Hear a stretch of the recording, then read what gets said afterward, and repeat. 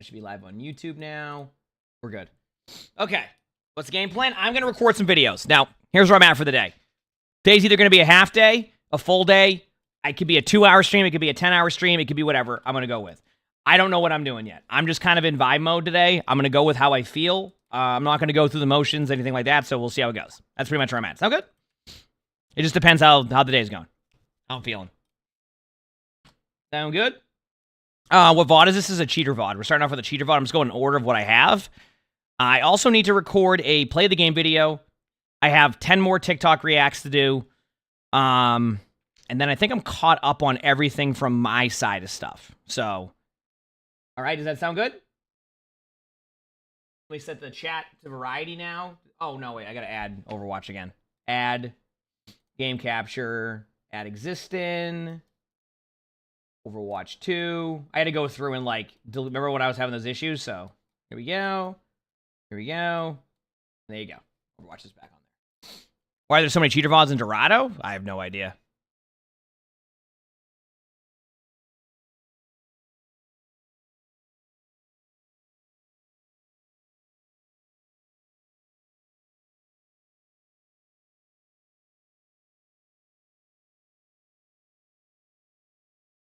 There's someone on Twitter called Nutty who makes some tools to help you stream on all of what you do on each platform. Yeah, I'll have to look into that. I definitely want to find a better, like, merging thing. All right, chat. We have one more ad timing because it's popping up now because I've been just sitting here talking the whole time. Ads will pop up, and then we'll get into recording the videos. Okay, so tell me when the ads are done, and then we'll be good to go. All right. Yeah, we're starting with Cheater Spectator. I have 3 spectating codes. I use OBS Classic. I don't use like Streamlabs or anything like that. I use like just the regular OBS. I haven't even updated it yet. I'm still on OBS 29 or something, so I need to update that eventually. So.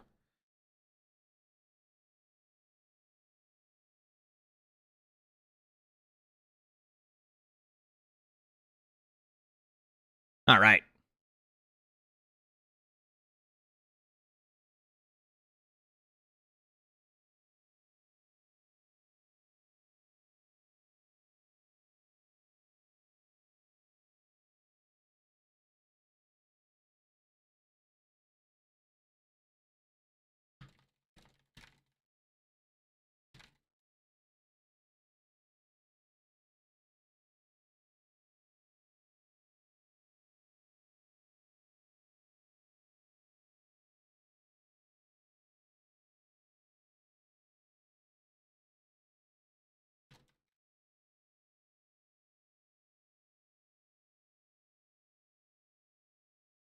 Okay, 1 second, chat.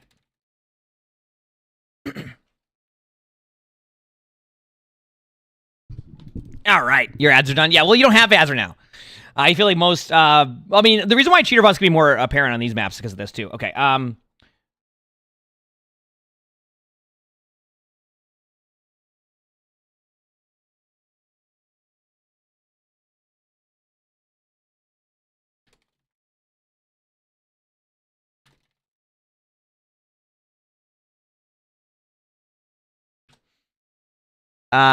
You missed the Overwatch streams? Heck yeah. You still got a minute 11 on ads? Perfect. Like I said, I just want to make sure everybody gets the time out of that one.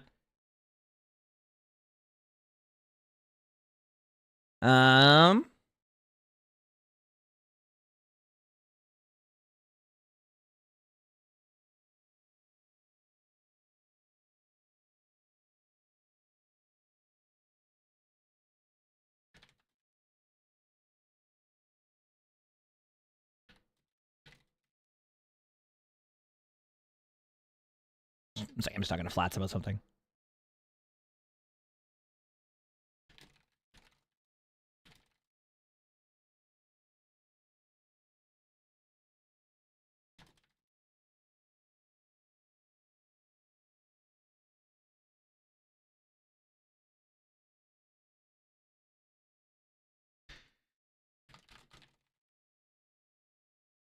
All right.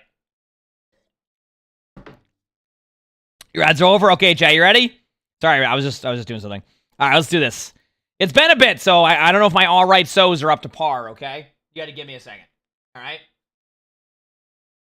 I don't know if my all right so's are up to par, but we'll do my best, all right?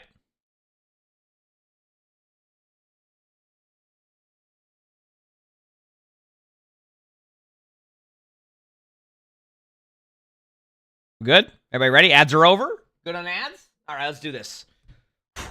All right, so today's video, we're watching a Widow in a cheater VOD. So we've had obviously a few more cheater VODs submitted recently, which has been the case. Seems like we've had a little bit less recently, which is hopefully a good thing. But yeah, so in this game, they say that they, I'll just read the whole description here. Get ready to buckle in here. We got a 200-word essay. They say, I got into this game and I was on support, so I saw everyone flop to the ground by the enemy Widow. I thought it was just a good start for the enemy team and moved on to focusing. Oh, wait, 1 second here.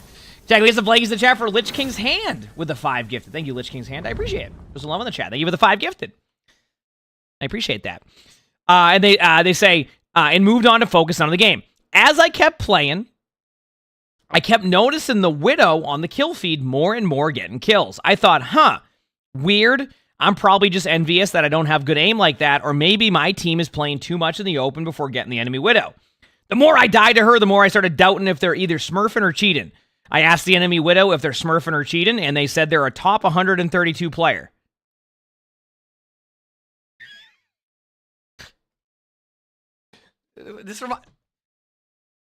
What? First of all, everyone knows that when you ask the cheater if they're cheating, they're definitely going to give you the right answer on that one, right?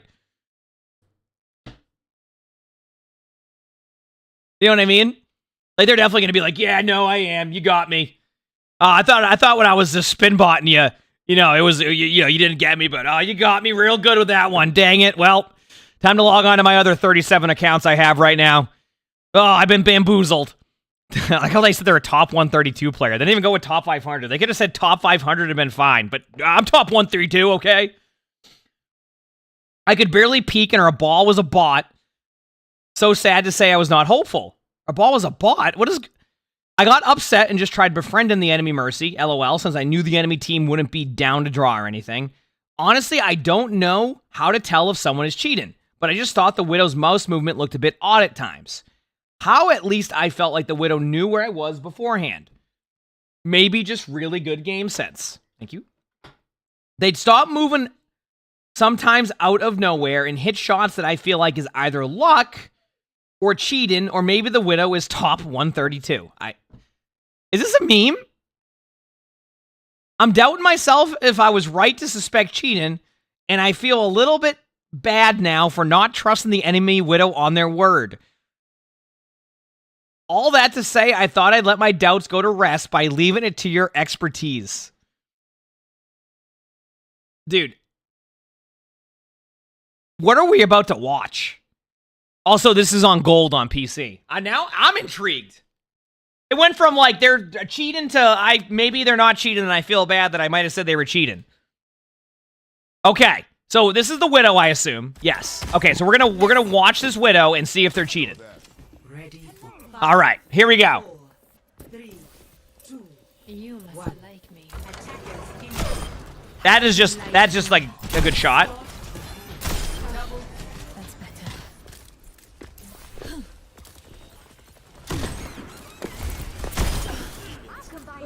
Was the wrecking ball just standing AFK on the cart? Wait, what is happening? Wait, why was... I have so many questions. Yeah, 10 seconds in, like, they definitely...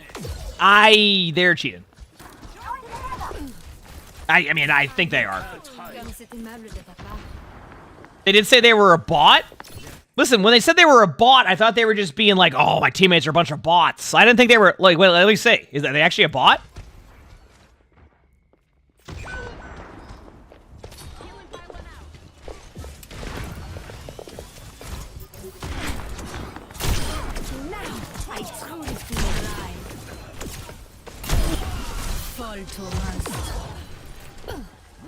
Bonjour.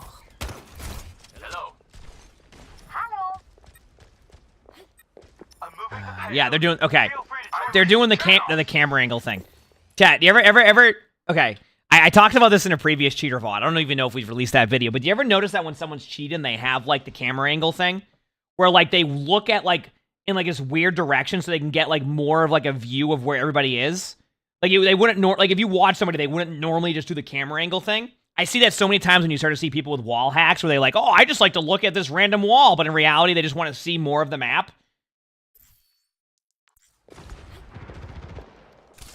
So far, I do think they're cheating. I just want to point out, chat. They said they're top 132. I can assure you that if I'm watching a top 500 Widow, they're not going to have movement like that. Hello. All right? Hello there. You see how they're doing? They know what the Widow is. They just saw the Widow. Yeah. Okay, they're cheating. To the person that says, like, oh, I don't know if they were cheating, and maybe they were just rank 132, they're a cheater. You can just tell how they're doing it.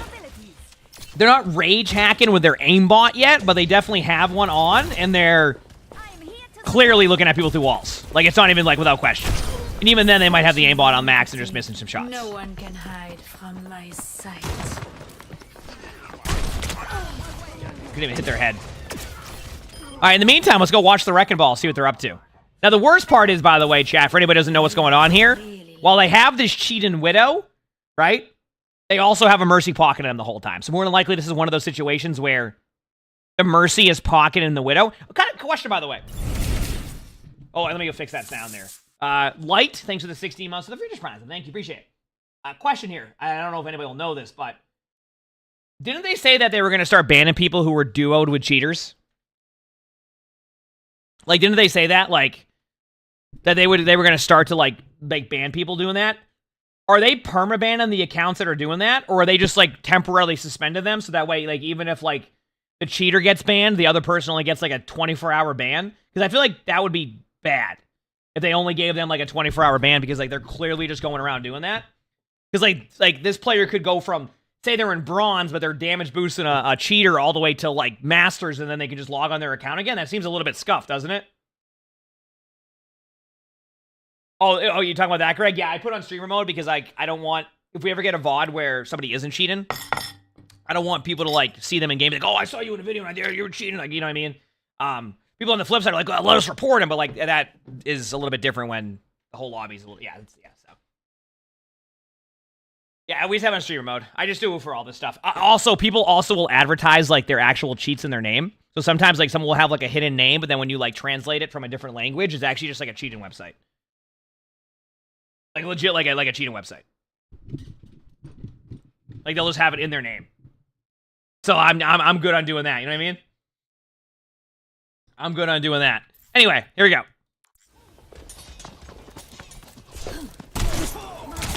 Based off of their movement and, like, how they look at, yeah, I mean, chat, look, I mean, they're clearly cheated.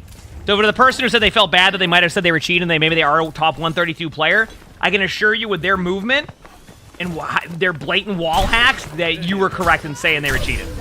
I'm telling you, it's obvious. It's not even without question for me. Yep.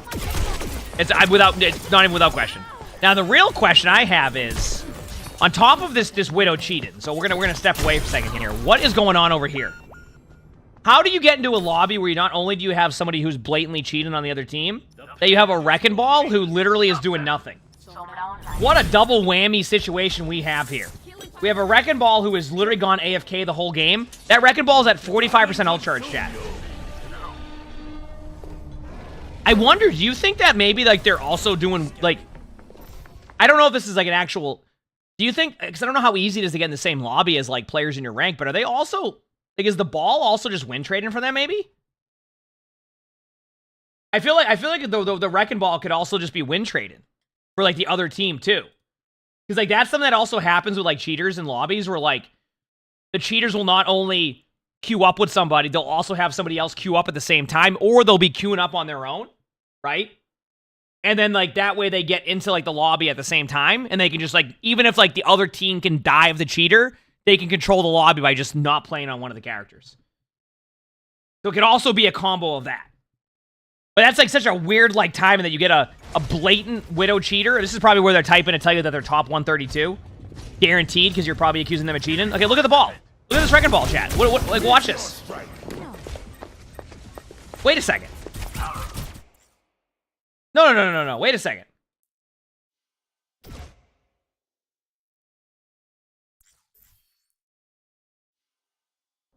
Okay, I want to see something. So when does this Widow stop playing? Now.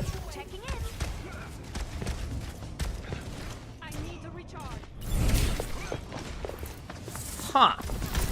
Okay. So the Widow started, the ball started moving. Is there a chance they just have a second game opened up? No one can hide from me. By the way, chat, do you notice how the Sombra was behind them and their reaction was to look behind them randomly and there was a Sombra there? If that doesn't tell you that they're cheating, that's telling you that they're cheating. Yeah, I mean, they could be dual boxing it and they just got into the same game. It's like, there was a time where the Widow came back and started shooting at them, so like this also could be a time where the Widow was just typing to the other team. But like, doesn't it seem very coincidental that there's also a Wrecking Ball that's just not playing the game during this and their whole strategy is just to sit in the cart? That's it? Like they're doing nothing else? So that's crazy hard to do, to be fair. I mean, they're cheating though. They don't even have to like...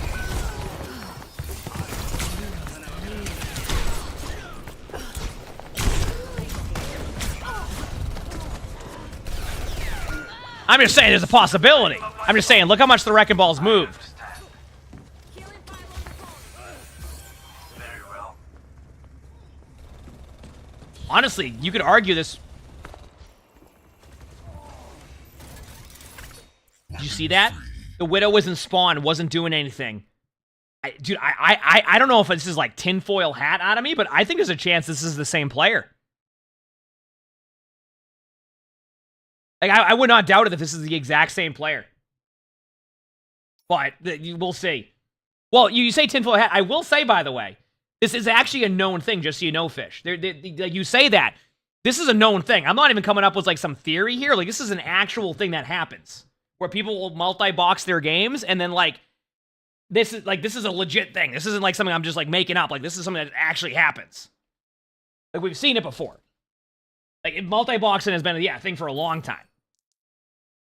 Yeah, I had this in a game years ago. Yep, where, like, I think it was a Hollywood. We played against a team where somebody was cheating, and then on my team, somebody was moving around, and then when you would look back at it, the player would be, like, when the player would stop, the other, like, the other person would start moving around, and just so they would stop them from being AFK, and then they would go back and, like, go to the other account, and then play that account, and then just cheat the whole time.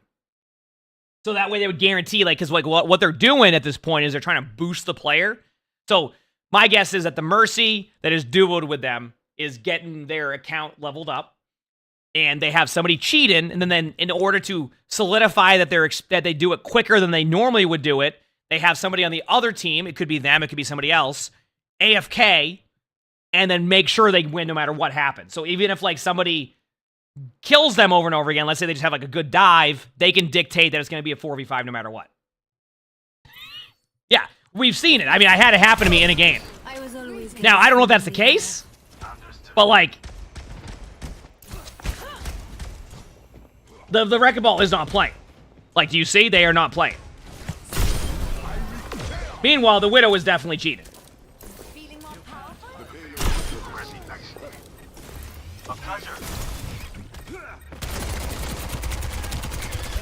I mean, maybe the ball is playing. Maybe they're just learning Wrecking Ball, right?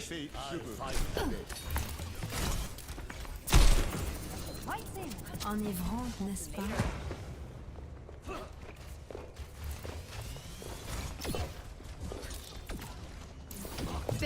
There's the ball. You know what? Dude. See, but the Widow is playing there and the ball's moving, so maybe that's not the case. But what if they are? There's a way they can do this, right? Could you do multiple inputs? As in, like, could you, like, dude, this is. So I wonder if, like, they could, like, could you in theory, like, bind separate keys to your keyboard? So, like, when you move, like, let's say, like, rather than WASD, you set your key binds to, like, UH something something, and then you just move around with that, hit the button, and then keep playing on while you're cheating, because you're gonna aimbot anyway. I'm just curious. I have no idea if that's what's happening, but, like, it just seems so coincidental, doesn't it? Because, like, look at the ball, right? Like,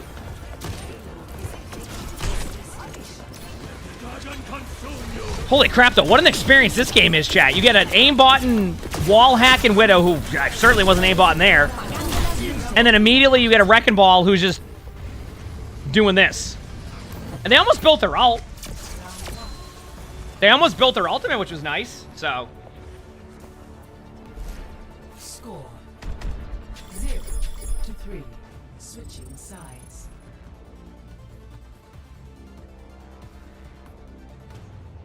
Initiating match.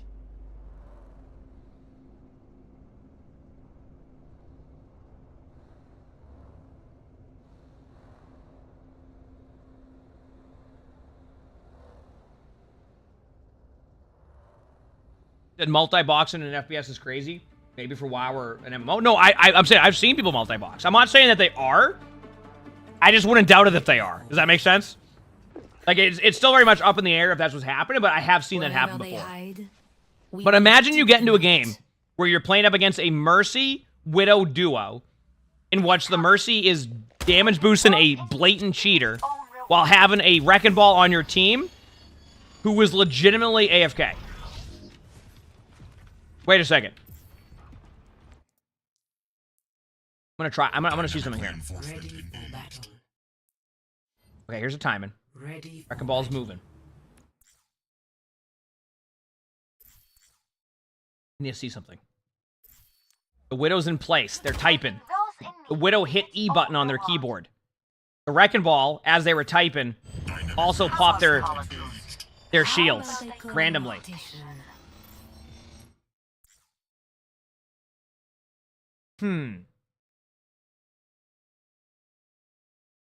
Am I going real deep on this one? But like, think about that. If you're typing and then you hit the button that's the keybind for that, is that why? Because you're not going to do that, right? So like think about that. They were sitting there and they were typing, and then they popped their shields.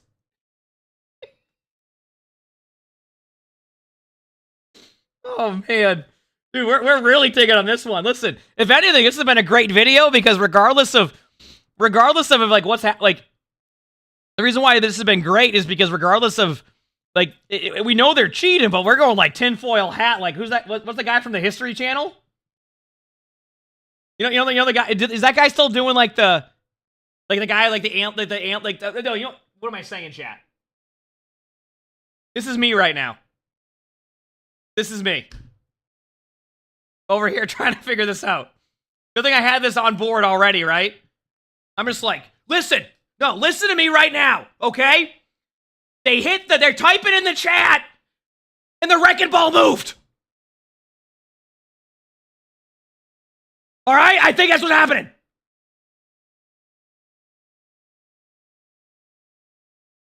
You know, like, send back to the. Oh man, this is great. Where's that scene from? It's Always Sunny. You must like. He was doing his detective work. What was his name? Like Pepe Silva? Is that what his name was? Stop the payload. It's time to spin my way. Maintaining damage boost. Okay, now the Lucio's just... Okay, so... Let's start having some props here, chat. No, actually, no, never mind. Wrong team. I was going to say the Lucio went off the map, but I think they're just not playing. I thought the Lucio on the cheater team wasn't playing. Okay, both of them aren't moving. Wrecking Ball's still AFK. I think what I need to do is this. Let me get into some real good work here on this. Okay. Oh, Pepe Sylvia? Yeah, there you go. Yeah. I mean, we know they're cheating at this point. Like, it's not even a question. Alright. Back to the Widow. You said 4v5. I think someone's being nice and leaving the game, so that way the cheater doesn't win. But once again, you already have a Wrecking Ball doing this. See? Okay, now there's AFK. There's... Ball hasn't moved yet. The ball moved, though. And the Widow was also moving. So maybe... I don't know. It's tough to say. Listen, even if they aren't, I've enjoyed this detective series of trying to figure out if they are. Are they multi... I feel like that... Ever seen that video of that one guy? From the thing where he always asks the questions? Like, have you ever just ate apples on a sunny day? Have you ever loaded into a game and saw a Wrecking Ball cheating with a Widow? What was that thing called? Yeah, he asked you questions? Yeah.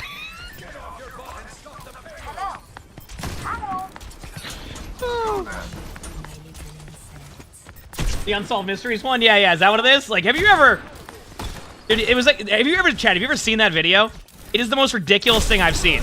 Because, like, he just sits there and asks the most ridiculous questions. Oh, man. Yeah, what's the loudest sound you've ever heard?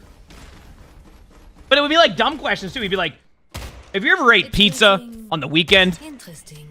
Be like, have you ever used a computer and thought, what would happen if this computer could talk to me? Like, it was just, like, the most random, like, things. Tomorrow, thanks for the tier 1. Thank you, thank you. Yep. You said every season of that is on YouTube? Can I watch it? No one can hide from my sight. Why are they popping walls? Like, we know the Widow's cheating. You must like me. The Wrecking Ball is clearly a just AFK, and whether or not they are the cheater or not, like, it feels bad, because obviously, like, like, games like this, and I'm going to talk about something after this, too, chat, that I saw, which was a cool feature in Rivals. I don't know if they'll do it all the time, but I'll talk about what they did. Which I thought was really cool. Was I in this game, or were we reviewing a VOD? I'm doing a... This was... Somebody was basically trying to question if this Widow cheated. Because when they asked the Widow if they cheated, the Widow told them that they're a top 132 player and that they're not cheating. I can assure you they are not a top 132 player, and they are definitely cheating. Based off of their movement alone.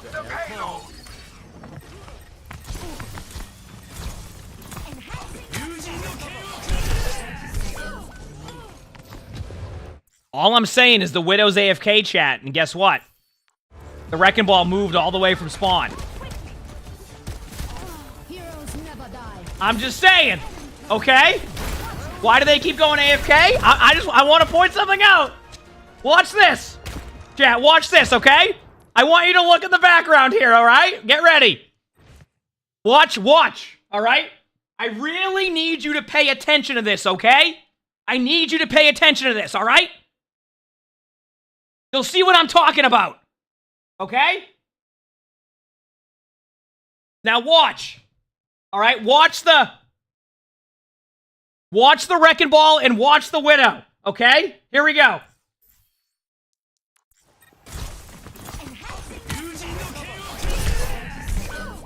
Okay, but who was moving during that? Who was moving? Huh? Heroes never die. See? AFK Widow and the Wrecking Ball starts moving. Now the ball just stopped and the Widow's back at it again. 10 seconds remaining. Time's See? running out. Put your backs into it. Get off your Now they're butts typing. off the payload. They're telling they're top 132.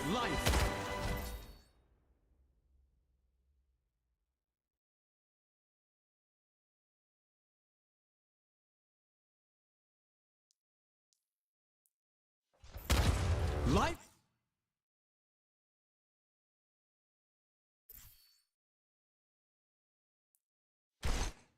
Clear the payload path. Feature in your head. ปกป้องชีวิต All right. Anyway, 10 seconds. so just to kind of like circle back here because you did like question if they were cheating or not because I told you they were top 132. I can assure you that they were cheating. They were definitely aimbotting. And like the aimbot itself wasn't like rage hack and spinbot, but I have a guarantee. I'm saying not streaming on YouTube. I am live on YouTube right now. I can guarantee to you that if they needed to really turn it up, they would have.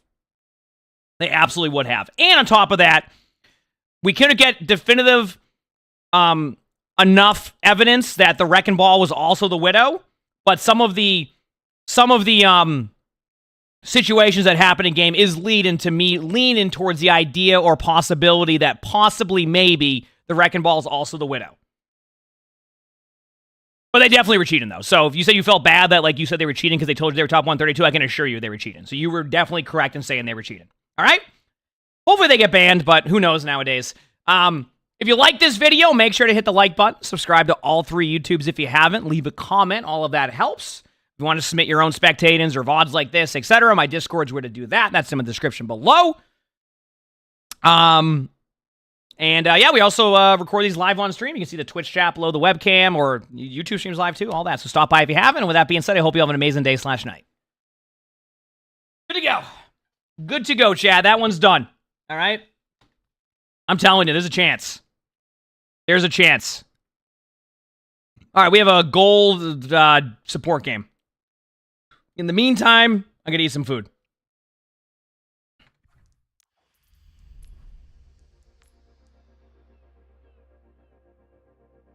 You said the Marvel Rivals thumbnail's a little misleading. Oh, is my YouTube say Marvel Rivals? I'm gonna be real with you. I don't change that. Usually Crap does, so he probably just forgot to change it. Or didn't know I was playing today. Okay. I don't need to do this anymore. I can go back to this.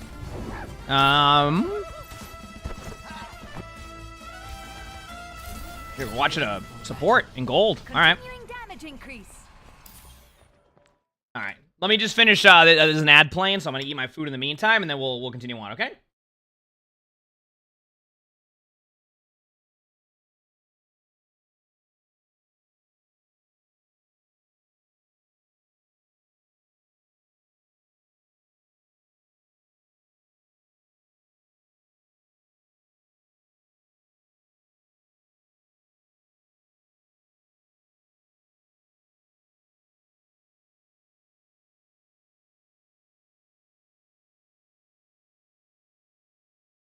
How's it going, chat?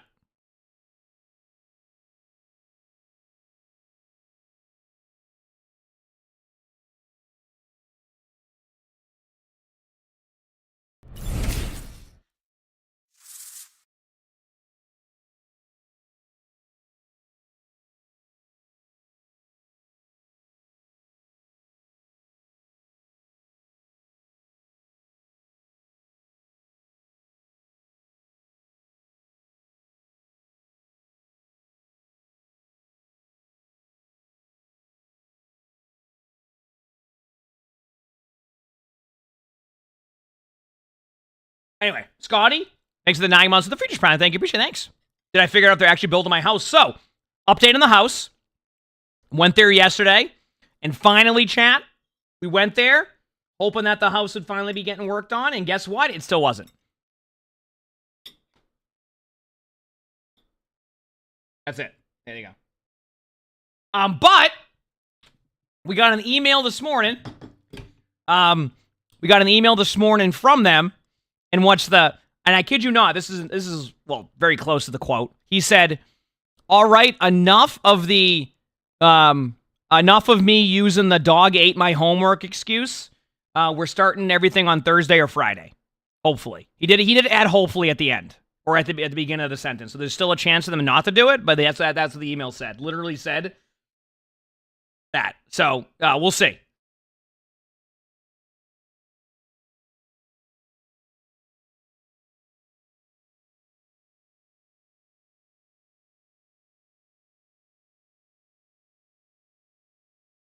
Once they start, should be finished in a week. Yep. And by a week, I think the current schedule has the house slated to be done in like May. So we got quite a ways to go, but May, I think, is the current date for that. There's a long time. I just wish they started it.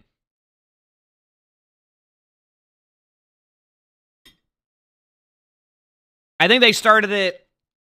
The only problem I had with the process was that, like, back in June, they like really rushed us to get the process done. Like they were like, yeah, we already put in like the other stuff. Like you're good on that. Like the land, like, you know, like it wasn't like to like get a process started. They already were doing that. But they were like, yeah, like they were like, oh, you listen, we just gotta get it done as soon as possible. And you know, it's really important. Like, well, we can start working on it. So we got everything done on like I think it was like June 27th. Then they went radio silent for like a month. Didn't say a word after they told us we needed to do it. I will say, though, after we bought everything and got everything set with like the loan company, they did give us a pair of hats. So Lonnie and I both got a pair of hats, and then we didn't hear from them since. That's the good news. I did get 2 hats to wear. All right? Which I know is super exciting for all of us. Yep.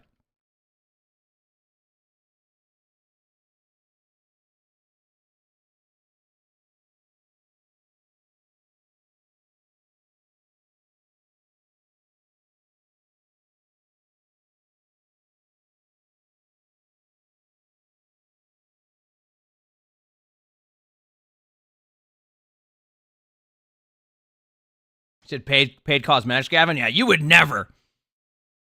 I did read what your quote was here. You said, quick question, why do you use streamer modes to protect cheaters? Now, do you think that's what I'm using streamer mode for?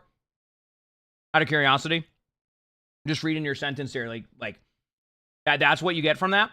The reason why I do it is because a lot of cheaters will name their accounts after the cheating website. So what I do is, when you have a video, especially with a question if someone's cheating, I don't want to go into a video, have the person actually not be cheating too. That's the first step. And then people start saying, oh, I saw your name in a video. 2, there's other people involved there. So it's like, I just don't want it to be a case where you'll see it all the time. I've seen YouTube videos where they watch a cheater and they're blatantly promoting the cheating website in their name. In their name. And now it's all on YouTube. See what I'm saying? So for me, it's a safer bet to just like not do that, so that way it doesn't promote the sites. And on top of that, like I said, like on the off chance they aren't cheating, on the off chance, which most of the time they are, but I think that's why I do it. And some of them have bad names too. It's not uncommon, but chat, you're gonna be very surprised by this one when I bring this up. But believe it or not, it's weird how this works. A lot of the cheaters also have really bad names. Like things that aren't safe for YouTube or stream. Yeah, I know. It's a surprise when they're, aimbotting, so. I know. What a surprise. But basically, that's why we do that, Blooded. So it's not really to protect them from that. It's more along the lines of, like, it just alleviates some of the other problems that would come with that. And on top of that, you think about this. If it ends up being, Flats has ran into this issue where if it ends up being who someone's cheating, they'll join his Discord and start, like, yelling at him, telling him he's stupid, causing even more problems. So it runs into, like, I'm just like, you know what? I'm just here to watch some videos. I'm going to hit this button and we're going to watch that. That's it. So. Yep.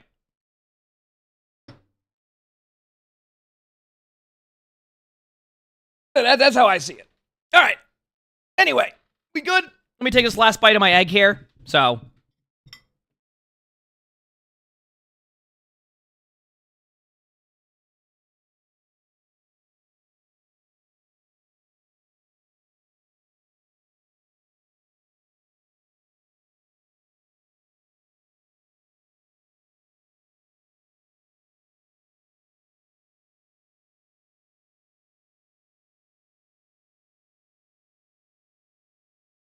I love that interaction with Gavin right there.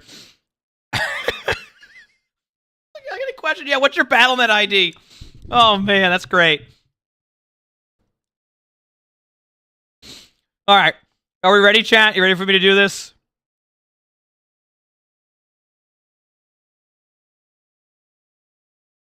By the way, no need to argue with the question Nightblooded had. I'm okay with it. Like, look at it this way. Chat, I see this happen sometimes, and like, a good way to explain this is this. If I'm not making a big deal out of it or arguing with somebody about something with that stuff, like, or if I am, let me take care of it. Just, like, get your Keck W's ready, or, like, your LOLs, if, like, it becomes an issue and someone in chat. Let me take care of it. Don't, like harass them or, like, say stuff to them, like, get into fights with them in the chat, arguments. Like, let me take care of it. I don't want that. All right? Sound good? All you need to do is get, like, your Keck W's, your LOLs, your this and that. Like, I will be the one to take care of it. So don't get into arguments. All right? Sound good? You'll ask mods to help instead? I mean, mods could help. That's fine. Either way, my point is it just, like, don't, like, people will go at people in the chat.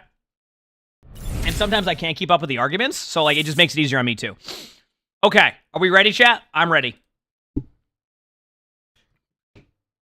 Oh, man. Nose is itchy. All right, ready? I'm ready. We're good. I know the stream nail says Marvel Rivals. Crap will take care of it when he's on. All right, so today's video, we're watching a Gold 5 support on PC, playing some Dorado. My back-to-back Dorado VODs right now.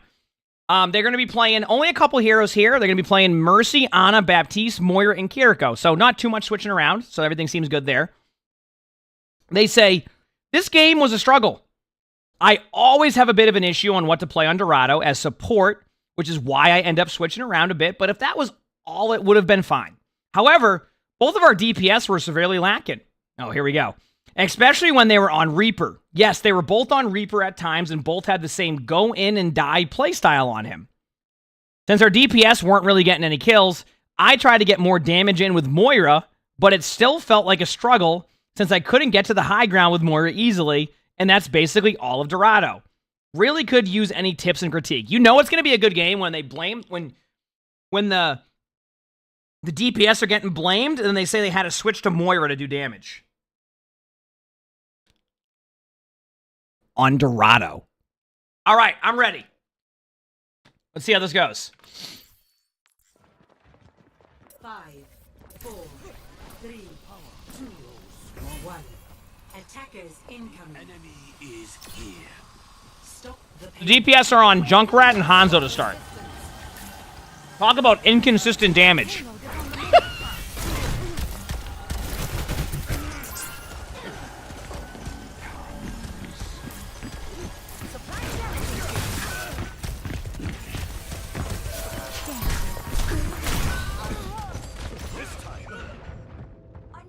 Okay, so that's one of those situations, by the way, where if you watch me play Mercy, I would probably go for that res, which isn't a good thing, okay?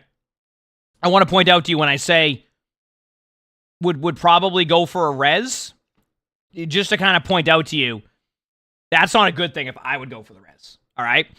Reason why I don't want you to do that is because, like, think about it.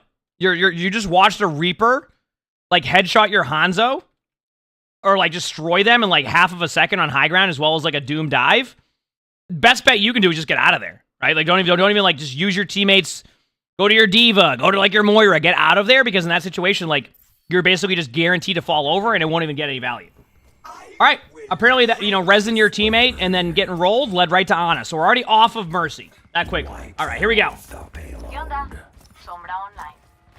Cygnus, thanks for the 2 months of the Breach Press. Thank you, appreciate it. Thanks. Okay.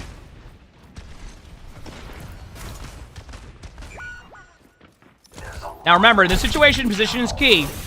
So I'm okay with so far what you're doing. Obviously, going to the doorway is what it is. Okay, your teammate's now on Reaper. Okay. So you mentioned about how it's hard to get high ground on Dorado. And I want to see what your reaction is if you end up losing the point right away. Good retake by your team. Good patience level.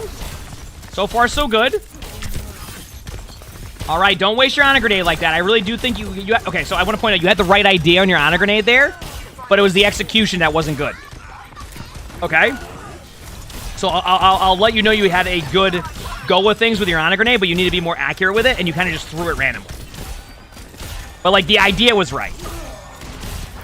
Good job here. Good positioning too. Recognizing that's happening. Also, I'll once again, and I'll always give credit where credit's due. Good job recognizing that your D.Va didn't care one thing about the point, because if you don't go there and get on the point, they just cap the point with Doom there, and then you lose the point right away. So good job on that one. That was very well done.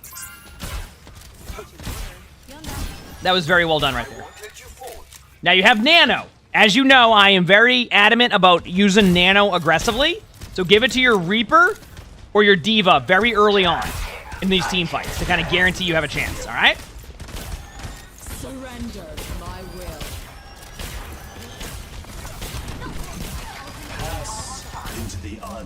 Now wait out on your Nano. Don't use it during Zen ult.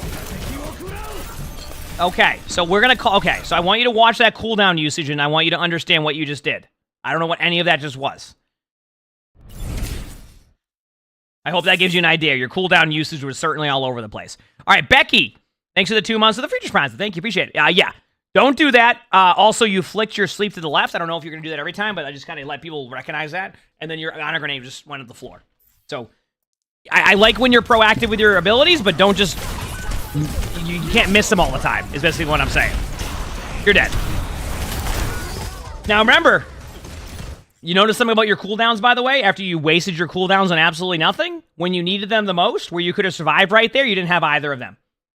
You didn't have either of them, which resulted in you getting rolled. Ecto, thanks for the 10 months of the tier 1. Thank you, appreciate it. Thanks. So, remember, a little side note for people watching, I'm going to be doing a little bit more of, like, scripted YouTube content, and one of the videos I'm going to do is, like, I don't know how we're going to title it yet, but, like, top 3 things you can always work on in Overwatch, to, like, kind of help, like, a player, like, kind of, like, at that, like, not, like, basic level, but, like, understand, like, a lot of the basics and how to, like, get better at them, and I think cooldown usage will be right up there.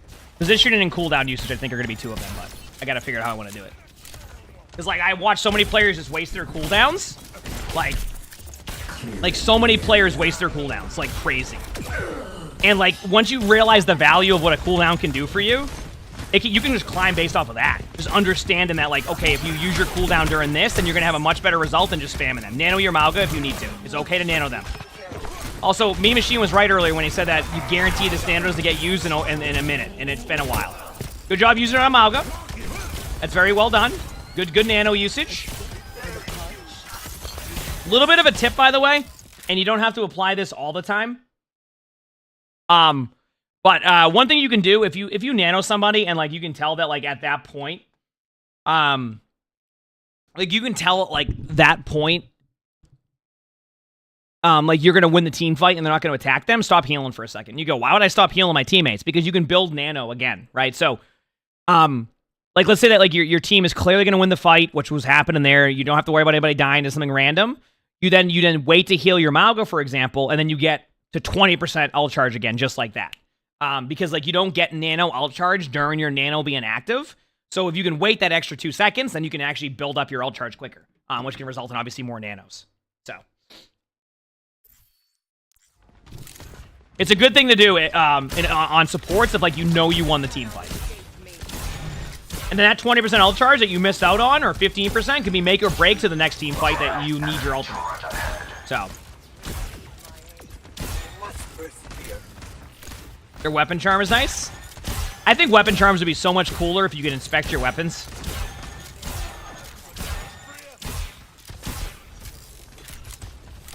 By the way, what I would have done by now, just so you know, and this is advice to players that are playing like this. If you're communicating in the game, obviously it's going to depend on that. Let them know, like, be like, hey, by the way, I need to go high ground, so don't over peak. I'm gonna go high ground. You definitely want to be on the high ground much sooner than this. You haven't even remotely, like, gone for the high ground at any point, and I really believe that you'll benefit from being up here. Especially look at the comp that they're running. Like, what are they gonna do against you for the most part, right? Not much. You're gonna be pretty safe up here, except maybe the Doom, and you can always drop off the high ground. So, like, I think I would have liked to see you go up there a little bit better. So you guys said, not gonna lie, that sounds like a bad advice for a lower rank. What was the advice to Cruz? You can let me know what you thought was bad advice. Because sometimes, like, I'm gonna throw tidbits into this for, like, every rank in general. So, like, if I bring up, let's say, the Honor Grenade one, right? That is in reference to, like, players who could be in, like, Masters right now and not apply that same tech, right? So I still bring up the idea and the concept to people because I think people can still learn from that. So sometimes, like, you got to remember that when I do these spectators, they're not always directly, like, I want players to be able to learn at every rank too. So they don't have to, like, I wouldn't say apply that every time with the nano. That's a fair statement. I can see that. Where, like, a player won't know if a team fight's over or not. That could be fair.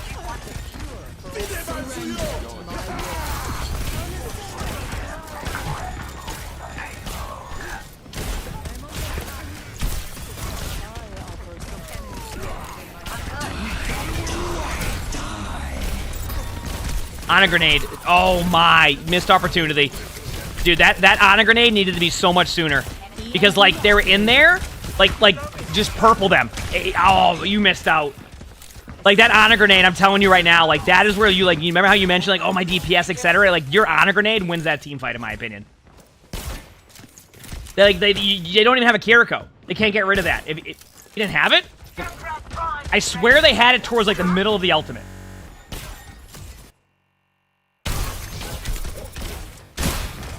Watch. Ready? Now.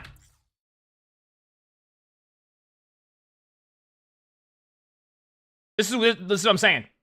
Honor grenade that now. See? Like, you just launch that in there. Just launch it in there. See that? Like, if I see this as an Ana, I'm like, holy crap, I can win this whole team fight. At the very worst, look at like, let's say that you do keep the Mauga up, which I think you will, right? You're going to have your Nano really quick. So because of this, you're also going to have the Nano, right? You see this? So, like, and even if your Mauga does die, you still might get Nano. Then you could Nano your Reaper or something, or somebody. So my point is like, this goes back to cooldown awareness, etc., or cooldowns. Like, they can be a big part of how you win the game. I do think if you threw it right away, it would have connected, and you would have had a better chance. And just look at your Reaper was there. Oh, your Reaper was there. And then your teammate went in EMP. Now your teammates made a bad EMP decision, so. Be careful.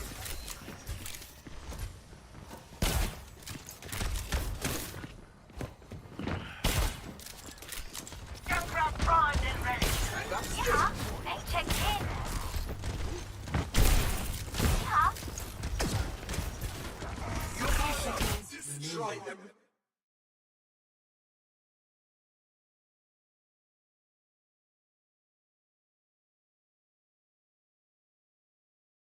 I'm just eating my food, and I wasn't going to be able to finish it in time. So I needed to eat my food first.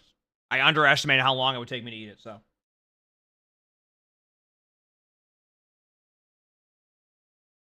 Anyway, I don't mind the Nano here.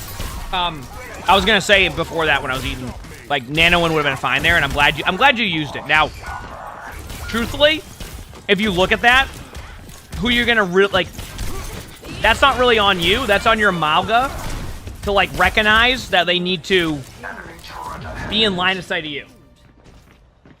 Kind of give me 1 second, chat. I gotta go and mute something on YouTube. I do not even know what is going on here. This is a bot and a half. Okay, that was interesting. I don't know, did that fix it? I think that fixed it. Oh no, it's too. Oh no, it's a. I was like, I'll fix this. I got you.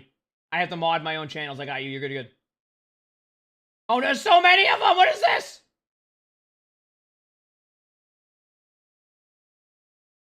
One second, chat. I gotta deal with something on the YouTube channel.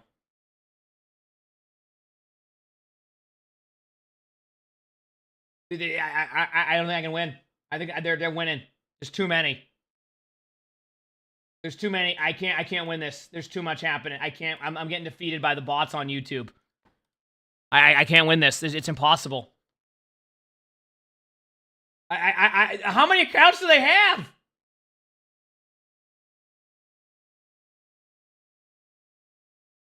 Are we good? No, they're back again. It's more.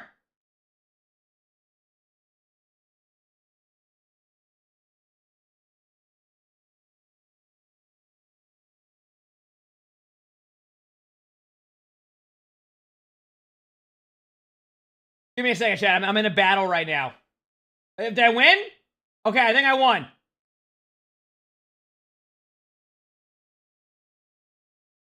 The best part is, like, somebody probably just, like, raided my YouTube channel. Like, they were, like, excited to, like, raid my channel, and I'm over here timing everybody out. Like, what is this? What is this? What is this spam? You know what I mean? Like, everybody's getting rolled by me. No, that looked like it was spam. That looked like it was spam. Okay, anyway. Let's head back to this.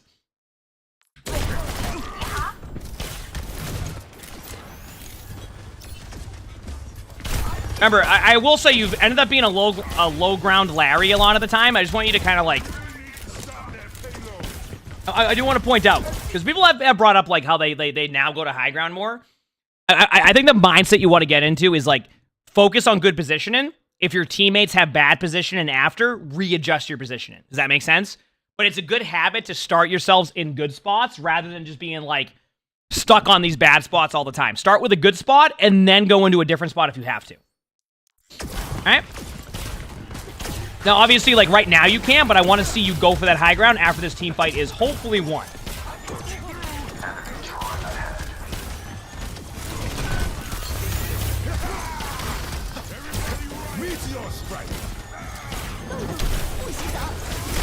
You really do like using your cooldowns a lot randomly, don't you?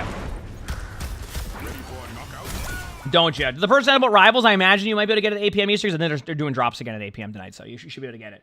Me Machine, thanks for the 9 months of the tier 1. Thank you on YouTube. Thank you. Yep. I still have some fight in me. Enemy turret ahead. Okay, now you're on BAP, so you're off Ana. Another battlefield. Oh, huge Reaper ult on the pylon and the... Honestly, that's what my ults look like. Someone has to keep you alive. Why are you running into the middle of the point here? I know you need to go to the point, but like you going here is gonna...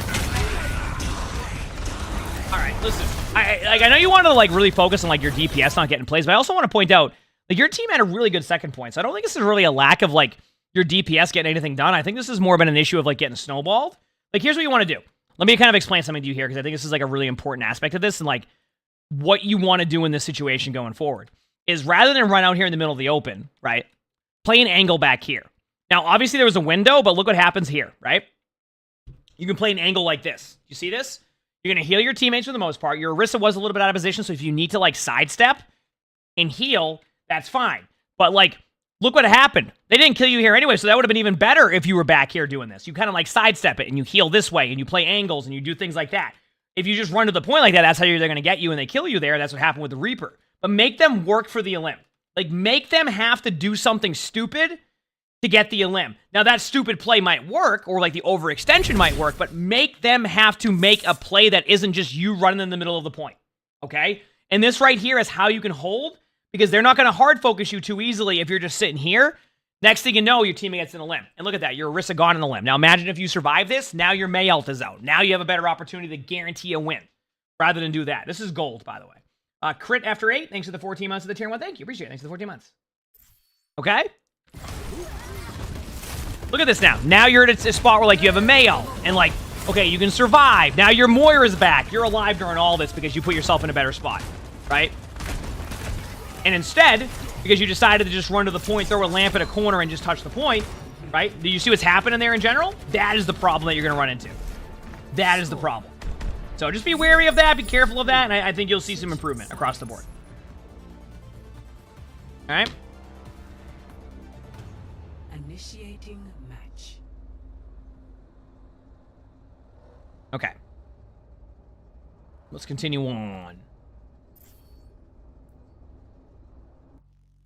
Tough half, though. I as much as you wanted to blame your DPS, I don't really know if that was, like, fully on your DPS. Y'all ended up having it was like a minute left on second point for, like, until they capped. Like, you were doing well on second, especially. I wouldn't really blame your teammates.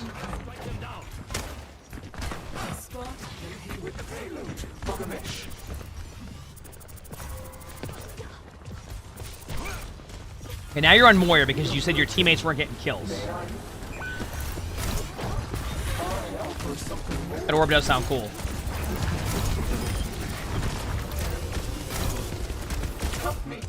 I read that question. I'll explain that in a second, Caroline. Okay, so the question we had in chat was, so what do you do when your team dies before you can get to better positioning? It's a good question. I think sometimes it's like, it's the best thing you can do is let them know you're doing that, and if it doesn't work, it doesn't work. I do say sometimes playing at the pace of your teammates is also a good thing, which is why, like, I think it has to be timing based. Okay, so let me kind of like you know how I said on third point I want to see you go high ground if you end up winning the team fight. Well, the reason why I said that I want to see you go high ground if you win the team fight is because then that is your timing to go high ground, right? If your teammates die during that, when you're going to like take a high ground control after a one team fight, that's on your teammates at that point, right? Like no matter what's going to happen at that, like your teammates are going to play like that, they're going to get rolled to begin with. Like that's what's going to happen. So look at it as like timings, I would say. Very, very, very, very timing based for you. Very timing based for you is what you want to do. You work on your timings, you'll probably see better results. So that's basically the answer to that. Because like obviously there's no guarantee that it will go well when that happens. But I think it's like just, yeah. You don't like playing Moira on attack? Oh, I wouldn't even like playing Moira on this map. I just feel like there's too much happening. So anyway, here we go.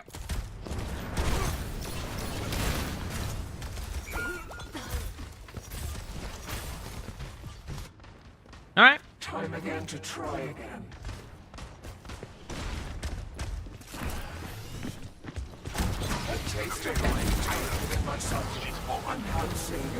This is an interesting choice, Moira, on this map. At least the skin's cool. Also, another important thing here too to like bring as like a message here. Did you know that this Moira skin, the sounds is they put gloves on and move their hands around in macaroni? Did y'all know that?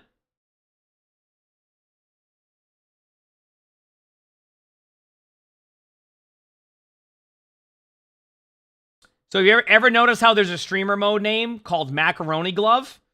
Well, don't you worry, chat. When I first saw that streamer mode name, I went and did my research and discovered that's what happened.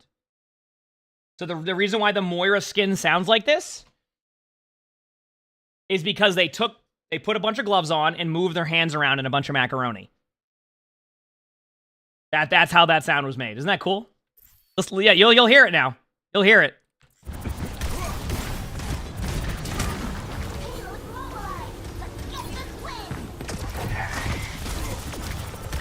You'll see.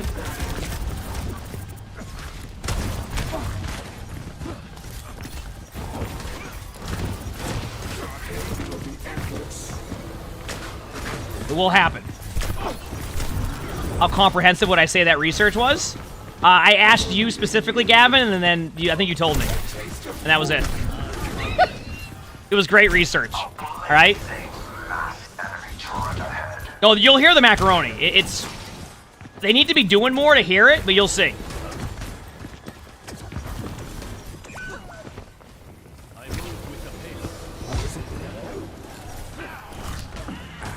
Yo, don't try to kill that lamp. Second of all, if anything,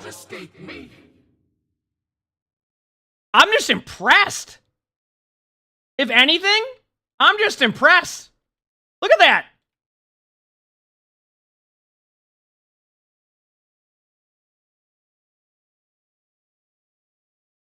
Oh, you're hoping that I implied that I recreated the experiment? I mean, I can try to do it. I just don't. I don't know how that would go. I might have to go into a different section for that one. But yeah, this is impressive. How did you manage this? I didn't even know you could get a lamp stuck up here. Wait a second. Does this mean there's a spot up here that you could sit? Wait, is this broken? Is there a spot you could sit on up here as a hero? Like if the lamp lands somewhere, it needs an object to land on, right? So does that mean you could stand up here as like a hero? Out of curiosity?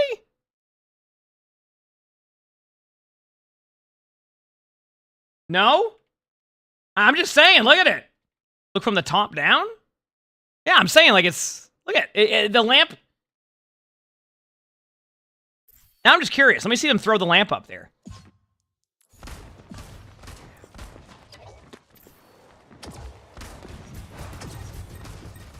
I'm waiting for the lamp. Come on, throw the lamp up. It landed right there. You see it. Did they throw it from spawn?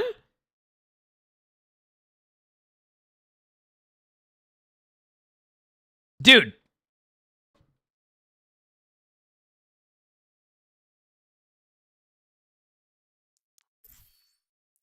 What's up? How long...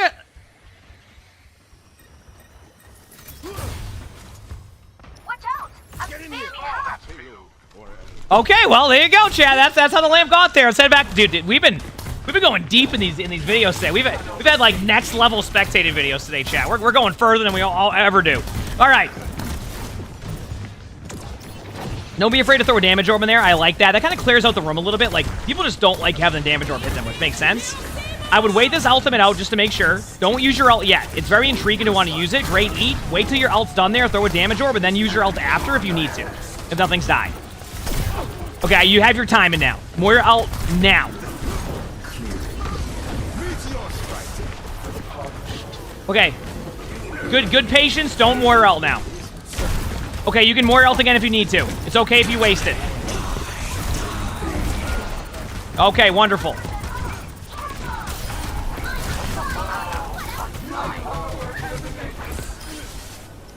So, I'm gonna pause for a second because I want to talk about, like, this is, I don't know if this is more under game theory more than anything else here, But here's my take, okay? When you save your Moira ultimate here, I want you to think about what the results are if you lose this team fight, right? And I think sometimes players get really afraid of like this window of opportunity that you have to win the game or like win a point. My take is this, and obviously like it's gonna play out differently on each map, each team fight, etc. Right? Like each one of those maps will play differently. But I'm always on the side of if you're gonna use an ultimate to win a point, right?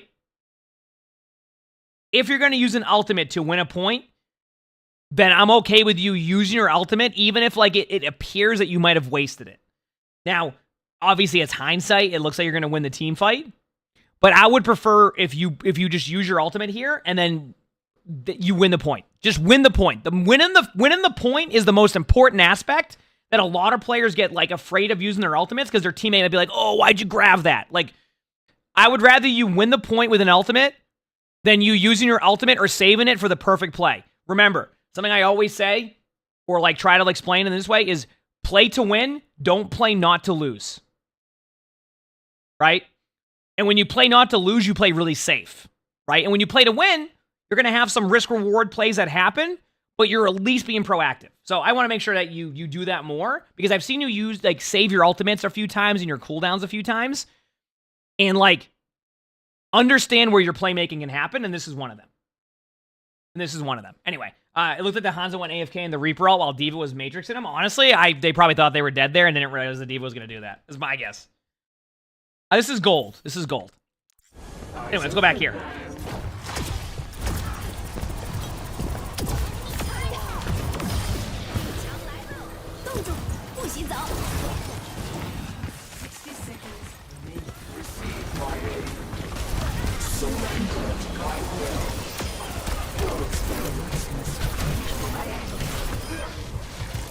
You did it! Perfect. You won. Now let me ask you a question. Would your ult looked at any worse than it just did right there if you used it 15 seconds prior? Nope. And you probably wouldn't have had to use it there, and you would already be on 25% of your next ultimate. See? But there, I'm not mad. I'm glad you used it. there. But I want to point out to you, like, think about the timing of when you use your ultimate and how your other ultimates would have looked. If anything, they would have looked even better. Even if it would have been the same case. So. Yep.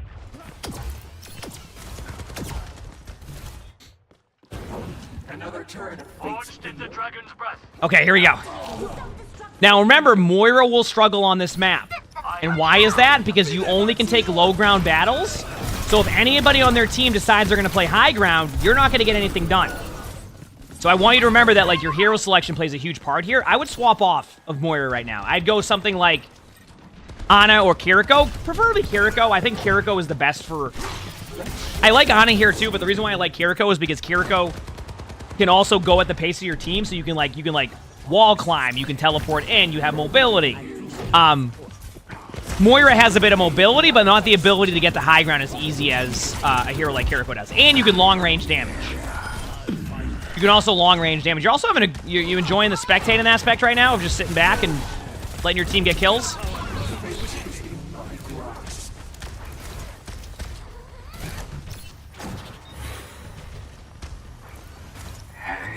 You know what this feels like to me? Okay, and chat, you can agree or disagree with me. This feels like a classic case of not knowing what the issue in the game is, and like almost playing worse because you assume the problem is not the actual problem. Like you were very adamant about talking about how like your DPS were struggling and like not getting kills. So you made all these hero swaps around the idea that your DPS weren't doing anything, but like I feel like your DPS have been playing like fine. I'm not saying they're playing lights out, but I don't think they're playing terrible enough to justify playing Moira on like second point Dorado, right? To the point where like, oh, I need to go do more damage. Like, I don't think that's the case. I think you are hoping that your teammates just like headshot everybody immediately and then you have 4 minutes on the clock. That's on Overwatch sometimes. Sometimes you're not going to win based off of ultimates, positioning, ult economy, etc. And if you become more a part of the problem and you become a part of the solution if you're just constantly switching around, assuming it's because your DPS suck. You know what I mean? So how do you fix something like that? That just comes with time. Straight up, that just comes with game knowledge. The more that you do the correct play, the more likely the more likely, or sorry, it's less likely than you'll go and do a bad play, right? But that comes with practice experience. I try to point those out. If you keep doing that same play and all that, I'm not gonna be too upset about that. That just comes with game knowledge and time. It's generally a time sink for game knowledge. Some players it is. Some players, for example, will rely purely on aim, and then they get to like masters and they're like, wait a second, what's going on here? I'm getting rolled. It's because they didn't really learn that aspect of the game as they were climbing. But anyway, sorry. Oh, you gotta watch Team Are you talking about rivals right now? Right now they do like rivals drops. Like they're not doing them right now, but I guess they bring in a third round of drops back for rivals, so you'll be able to get drops tomorrow and all that. So anyway, continue on here. A little bit more pausing today, but I'm having fun with it. Going into deeper discussions, having a good time. Nice shot. That's what I'm talking about right there. You look a little bit lost there, but we've all been there. It happens. Good damage orb in. Nice, good job. And there's your point. So you got through the toughest point of Moira now too, by the way. This is the point that would be really much of a struggle on second point. Yeah, you could jump off the cart to get high ground. You're not wrong, but like one rank at a time is where I'm at with that one. You know what I mean?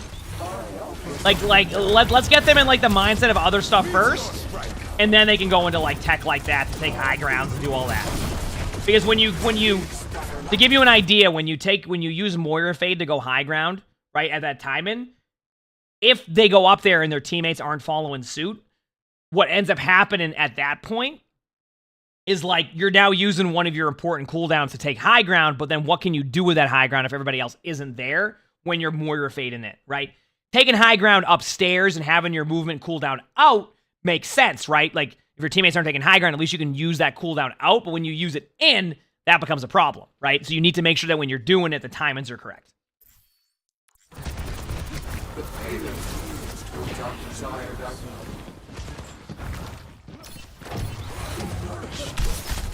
That's unlucky. Don't be afraid to ult down, by the way. I really do think you have map momentum. I want you to use your ultimate more aggressively. Don't lose this team fight because you're afraid to use your ultimate.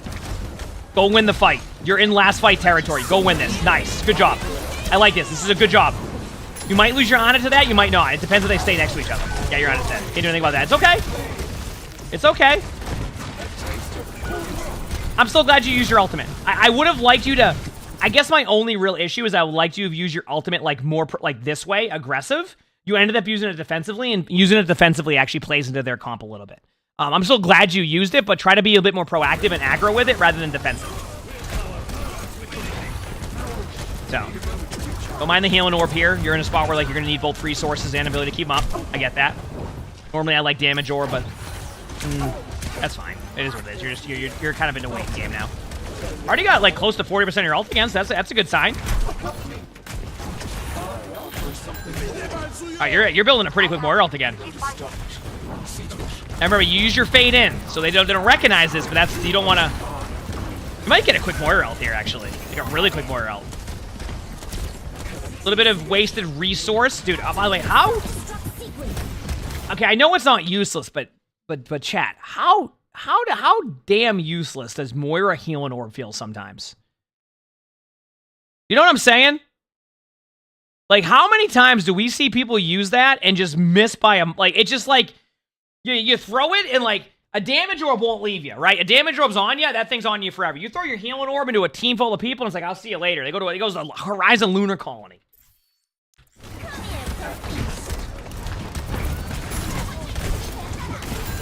appreciate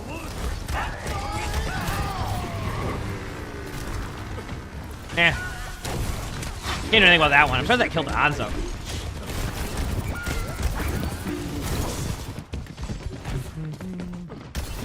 Oh, I actually don't know if I've seen you go for, like, good positioning from, like, a map control point of view at any point this game. I actually don't think I have. You end up just, like, sitting on the low ground and just sitting there the whole time. Not even, like, when I say low ground, I mean, you can stay low ground, but, like, the where you go on spots, you don't go anywhere except, like, just in the middle of, like, just anywhere. Like, they could probably roll you even more than they have been. All right, you got your more ult.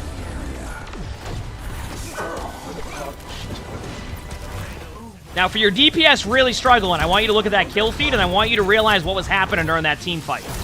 While your Reaper went and made an aggressive play, you were holding your left click on a Hanzo the whole time. Use your ult. Good job. Use your ult. I would have say I saw that coming, but it is what it is. We've all been down that road where Doom does that. Just win the team fight. That's all that matters. A little bit of a late reaction on your fade, but it worked out. All right. This is what I mean. Like, you wanted to, like, hard focus how your team was playing there, but I'm going to be real with you. I didn't see anything. Like, your team, I don't know. Definitely interesting, to say the least. I'm gonna eat my rest of my toast in between this so I don't have it sit here for too long, okay?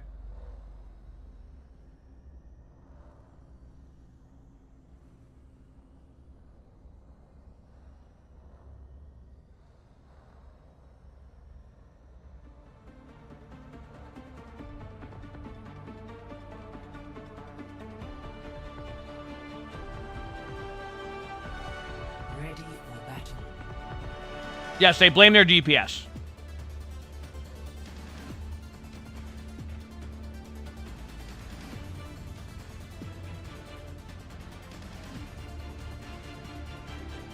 Beans on toast? I'm from the United States. We don't...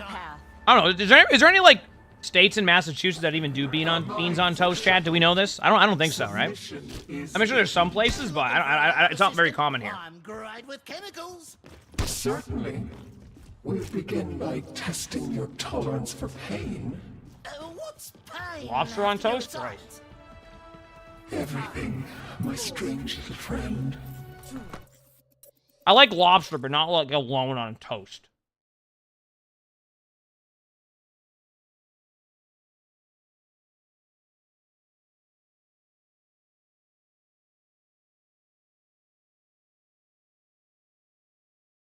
I'm gonna eat my toast, chat.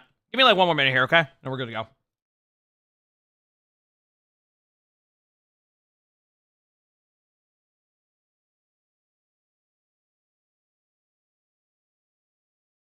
Eating my food.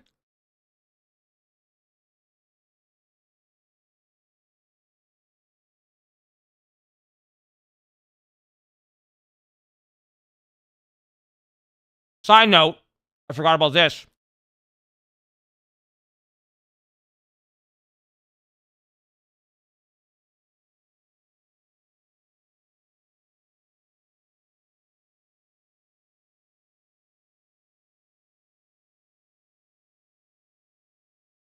You're born and raised in Mass, you miss the pizza. Florida food sucks in comparison. I actually just had my friend move back. He has one of my best friends growing up. He was like a gamer. And he was one of my few friends in school. We met in 4th grade. He just moved back here after 12 years. And when I said, "Hey, you're back finally," the first thing he said was, "Yeah, it feels great. The food is good." He lived in Florida for like 10 of those years. He was in Florida for like 10 of those years. So he was saying the same thing. Like he's happy to be back in Massachusetts because the food is apparently so much better. So, okay, let's do this. I don't think I had anything else there I was going to talk about for a second. Yeah, we're good. All right, we're good.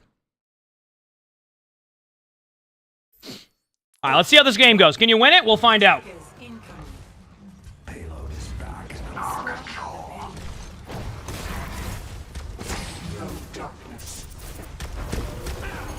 All right, healing your Reaper. Good start.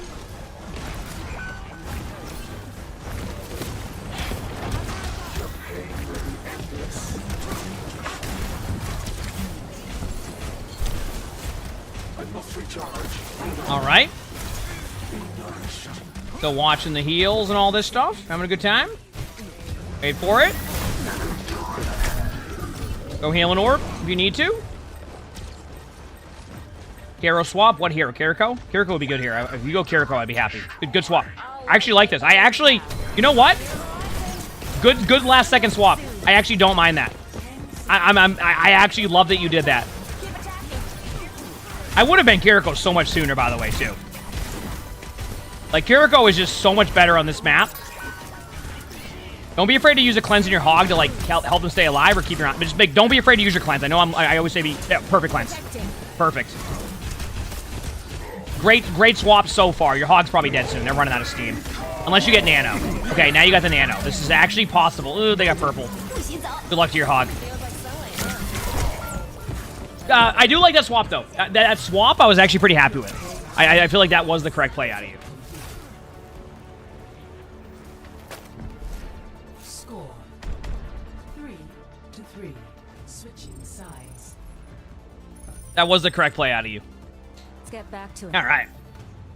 Initiating. Although I wouldn't, you know what? I say the correct play. I think you should have started as Kiriko to begin with. 5, 4, But, like, you know. 3, 2, 1. I mean, Massachusetts is known to have a lot of those, like, mom and pop places, like, for pizza. Like, that's like a, I don't know if that's, that might be common in every state, but in Massachusetts especially, a lot of the local places always have had, like, unreal pizza. My gift to you. There's just something about the pizza in Massachusetts that's good. Makes me want to get pizza more on football days when football season starts again soon, which actually we're getting close to football season, about a month away. Feels good, man. March, you go in.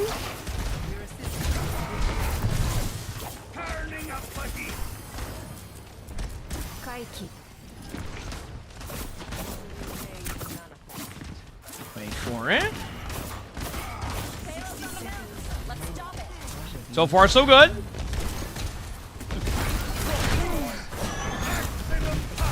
Don't even mind that cleanse. Punches happening, hard to know what's going on. Using your cleanse like in an AoE like situation, I'm okay with that. AoE means like just kind of like a range of like area of effect. Just like an MMO terminology that I grew up on. Wait for it.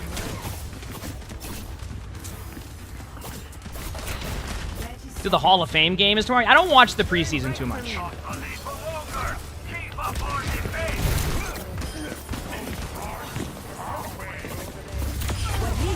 Oh, I just... Here we go. Not bad.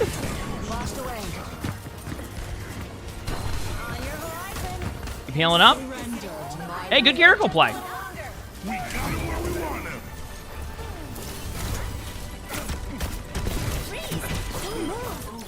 I think you win this.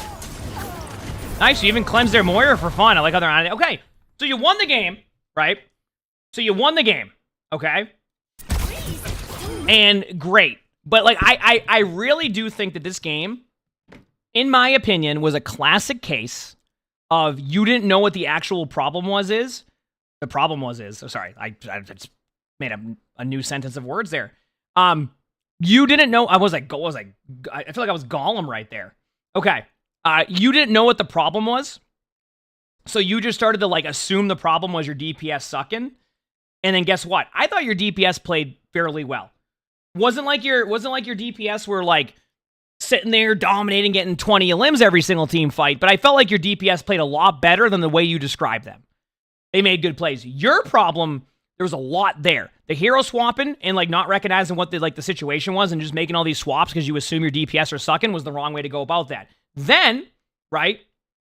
Then when you were on Moira, you kind of just sat in the middle of the open like you were lost, right? You never really went for any map control. You never really tried to adjust your positioning. You were afraid to use your ultimate at times. When you did use your ultimate, you would get in front of a Doomfist. Like, a lot of, like, the play, I think, is something that you can fix on your own without really worrying too hard about what your teammates are doing. And that happens a lot in Overwatch. It can happen anywhere from bronze to top 500. Like, sometimes players will assume the problem is this when it isn't that isn't the problem. So you're just trying to, like, fix something that isn't actually happening in the game, and that's what you did. I think Kiriko should have been your hero swap from the get-go. Because of how they were playing, Kiriko also gives you the long-range stuff. So, like, this is also, by the way, chat, a new video series we're going to be doing is going to be called, like, top 3 starter heroes for each map, where I'm going to say these heroes are good to start with on these map, and here's why. Now, you can swap heroes later on based off of what they're running, but if you don't know what to run on a map, I'm going to be doing a video series that goes through that soon. That's going to be one of the, remember how I said I've been doing the well-edited videos? That's going to be one, like, not the well-edited, but one of the, like, the scripted ones. That's going to be one of the scripted ones we do. So it's going to be starter heroes. So, like, okay, this is the map, and this is why it's a good starter hero. You make your swap decisions after that based off of what they have. I'm just giving you the tools to understand why those heroes are going to be good to start with. Anyway, sorry, I just segued on your thing. But yeah, work on, once again, this goes back to what I've talked about a lot. Your positioning needs a little bit of work. Stop being caught in the middle of the open. Your cooldown management needs work. Not necessarily that you spam them a lot, more that you don't use them at the correct timings. An example would be second point around that Mauga situation. I think that was a big part of that. Also, hero selection is a big part of that. Recognize why you want to go Kiriko instead of Moira here and the value you bring. And also, don't give up on like a team comp within the first 30 seconds and assume you need to make 20 swaps, because sometimes players do that when in reality there's a lot there. But I do think if you can apply a lot of this, not even all of that, just some of that, I think you'll start to climb even more. And I think you will. You got this. If you like this video, make sure to hit the like button, subscribe to all 3 YouTubes if you haven't. If you want to submit your, or leave a comment, all that helps. If you want to submit your own spectator, look in the description below. That's my Discord is. We also record these live on stream. You can see the Twitch app of the webcam, or actually on YouTube right now too. So stop by if you haven't. We have a lot of fun here. And with that being said, I hope you all have an amazing day / night. Good to go, good to go, good to go. Feels good. Okay, let me open up the next one here in a second. I have one more spectating chat. And then I'm going to do a play of the game, and then we'll see how I feel after that on what we're going to do. Does that sound good, chat? How is your day going?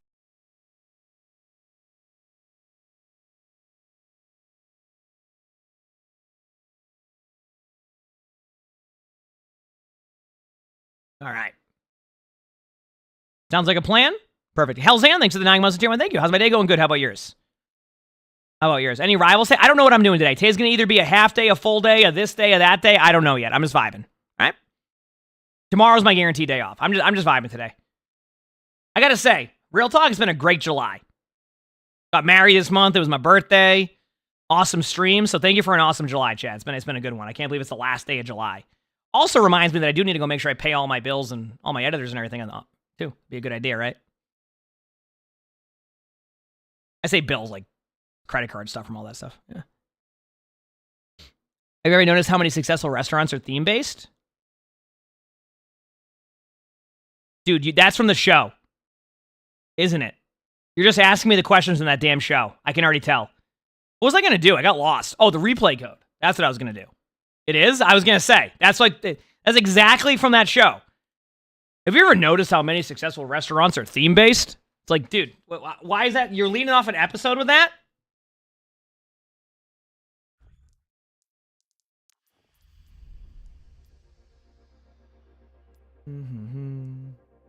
You're tired of seeing as always the support mains that suck comments when maybe you're not adapting to the playstyle of the team and assuming you're always right, just food for thought. Are you saying me? I don't really say that. I think it's based off of a case-by-case scenario. I don't say it's always a support. I don't think I have. Okay. Who are we watching here? We are watching the Soldier 76. Oh, that is a terrible weapon skin. What in the... Dude, what the heck is this? I'm gonna go to the bathroom and then we'll start recording this. I'll be right back. Hit the follow button if you haven't. I'll be right back. I'll be right back.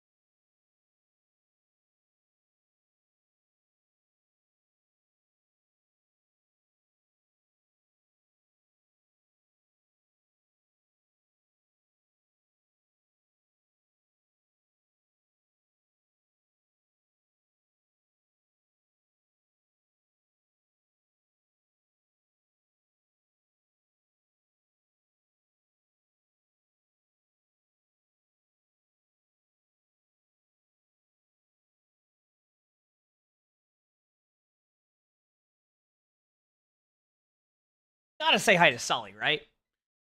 All right, Red Eye or Red Eye? Yeah, it is Red Eye. Okay, thank you for the tier 1, and Jay Owens, thanks for the feature sponsor. Thanks, appreciate it. All right, All right. What do we got here? This map? All right, I'm ready. Excited. Should be a good time.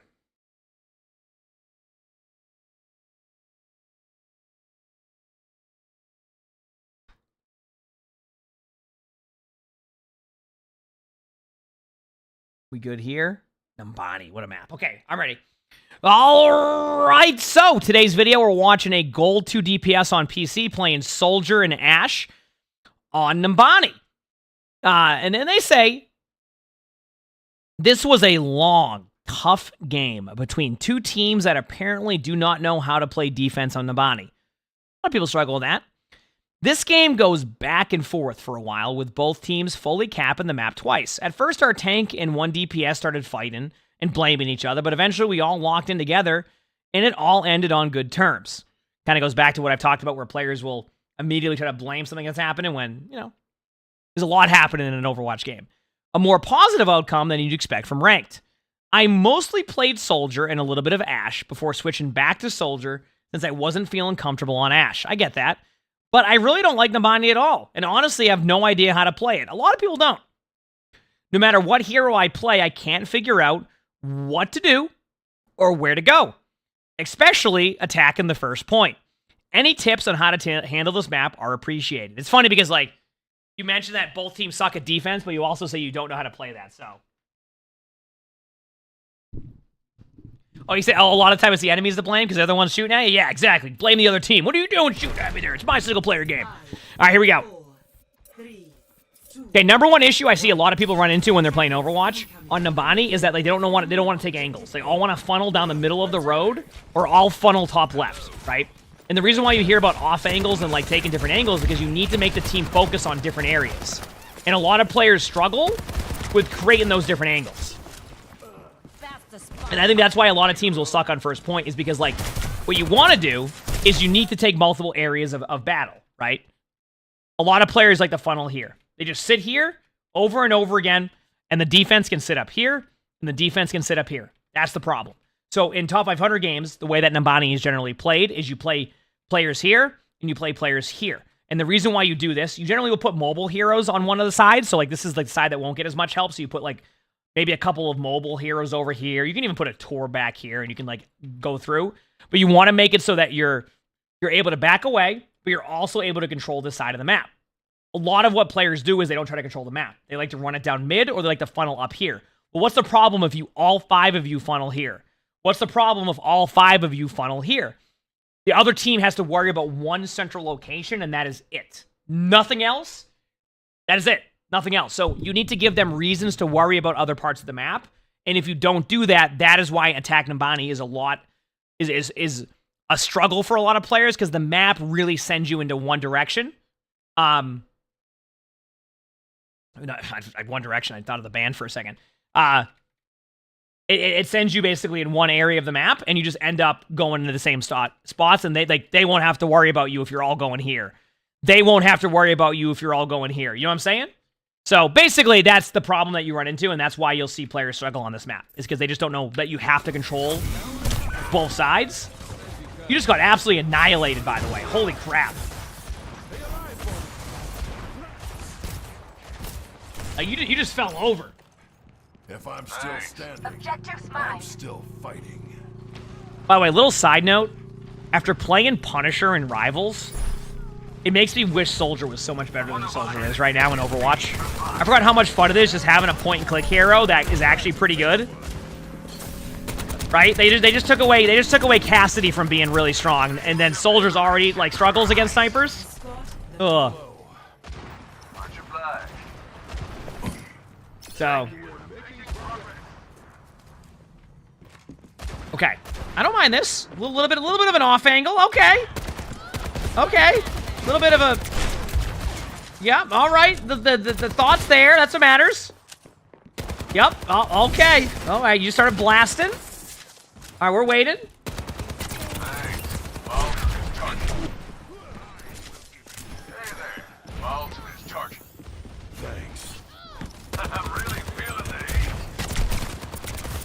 Did you you ask if this is a cheater VOD? Yeah, what part of this VOD so far have you seen that is as questions if this is a cheater VOD? Nice helix. Nice play. Good flank. By the way, just to point out, by the way, this is what I mean by off angles. Do you see? This is like an example of like that first point. Do you see how you went over here? And now they have to worry about two different areas, right? The Sigma has to worry about here and has to worry about here. And this is why off angles are so important and how you can get so much value, because they have to worry about different areas. Now, you want to make sure you do it at correct times, but this is a good play by you so far. And I'm very happy you made a play like that because it can show you the strength of what an off angle can create. So. Hi. Oh, that's fine, Scroll. It's just funny timing after like that. It's don't worry, it's just funny timing. Yes. Here we go. No. Do something!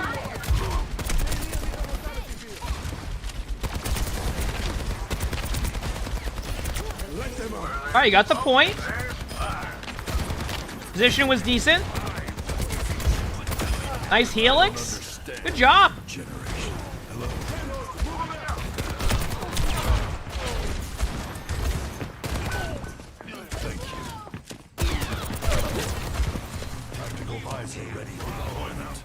I want to get you in a habit of something, because I don't know if chat's noticed it yet, but I certainly have. Your crosshair placement needs work. So let me explain crosshair placement to you here so you can understand what I'm trying to get at. Okay? Crosshair placement means that your crosshair will be in a good spot when you aim around corners. Now, I don't think crosshair placement is as important as a game like in Valorant or Counter-Strike is, right? Like in Counter-Strike, you want to make sure you have pretty steady crosshair placement. Right? But if you're aiming at the floor constantly, which is what you're doing, you're just aiming at the floor. I want your crosshair to come up a little bit. And I want you to start focusing on that to start with, because I want you to, the more you get in the habit of having your crosshair in a better spot, more than that means there's a much higher chance your first shot becomes a headshot and you can lean into the headshot.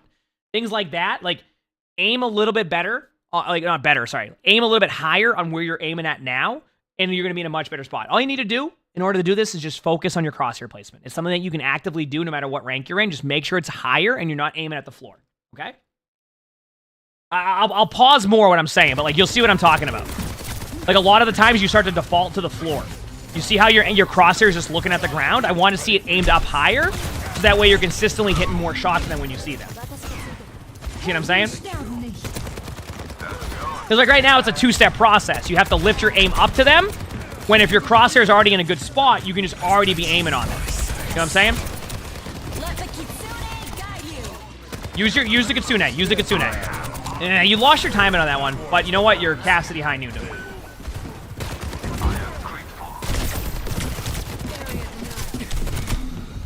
Personally never aimed a day in your life. That's okay. You know what's cool about Overwatch? You don't even have to play characters that require aim. Which I think is also one of like the really cool things about games like this, is you don't need to be like just like, you know, hitting every single shot, dominating everybody type of player. You can just, I don't know, you know, you just play a hero that doesn't require as much aim and still be valuable to your team. Pretty cool. Pretty cool. Initiating match. All right, let's keep it going. Ready. And now you're on Ashe. Dude, I don't know what to think about this weapon. I don't know if I like it or hate it. Hey, I can't tell. somebody fetch my butler. It kind of looks like... I don't even know. How do I explain it? Like, what's the... It's like smiling at you. Look at it. It's like happy. It's like a little snake. Look at that. It's like it's just having a good time, you know? Now I kind of like it. Now I kind of like it. It just kind of looks like it's just there to it's just there because it wants to be happy, you know? It's just there to have a good time, and I think that's what matters. Okay, I think I like this weapon now. You know what? I think I like this weapon now. That sold it for me. It's just there to have a good time. It's just happy to be there. Okay?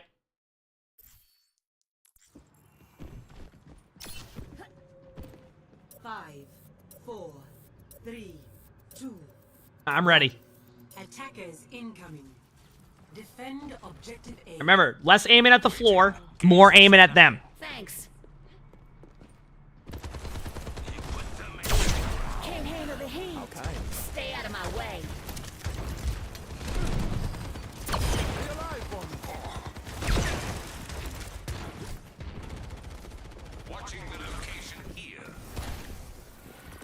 Wow, you're really... Now, by the way, have you noticed that no one on your team played the other side of the map? So your team all funneled into one area? Good job there. Good reaction there on that play. That was very well done. Have you noticed that, though? So you gave them the other side of the map for free. And now your Ramatra's trying to take it back, but you know, you're just a little too late. You're just a little too late.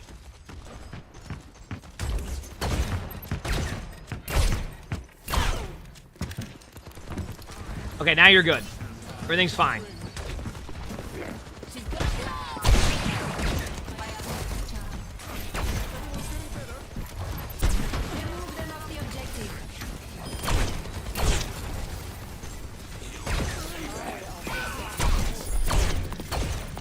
I mean, I'm not even upset with this. It's very interesting how you're playing it. But like, I'll pause now when we talk about the first point, Nambani. Do you notice how this, like, okay, and I think this is a good way to explain it, because you notice how you gave up this side of the map for the most part, outside of when your Ramatra went over there and ended up losing HP at a point? Like, you notice how this team fight has never really ended? It's because of the way your team is set up. No one on your team really wanted to control this side of the map until, like, later on. So the reason why this team fight is constantly happening is because you've given them so much map control, you're funneled into these small areas where you can only take pop shots. So the team fight, even when you get a pick, isn't over. Because, like, you did not put yourself in a good position. Your whole team. This is a team effort situation here. This isn't just like you, right? And in fact, you as Ashe on that side is actually where I would advise you to set up. I would recommend, like, maybe like one of your supports and like your Ramatra holding the other high ground so that this doesn't happen. This is the problem that I was talking about earlier with first point. That's why you're losing it. All right? That's why you're losing it.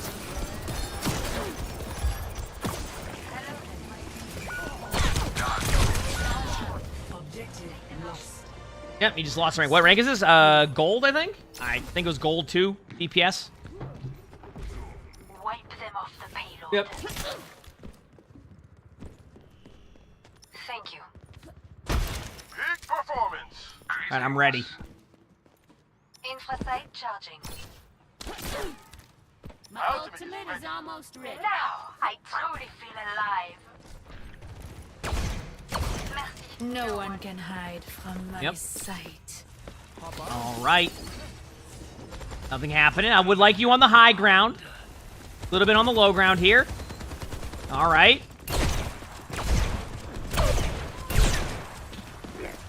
Don't be... Yes, this is perfect. Okay. I want you to bob in like 2 seconds. Now, go bob.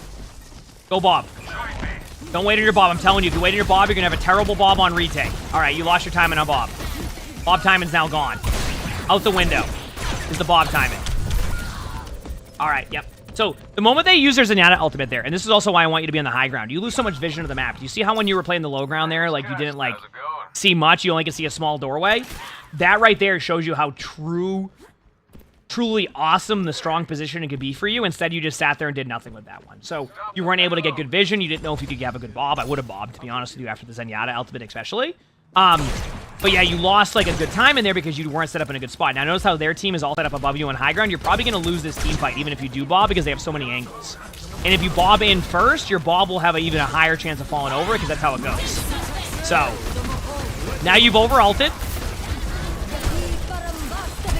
We call this an alt domino. If you ever see one of my bingo videos, this is called an alt domino.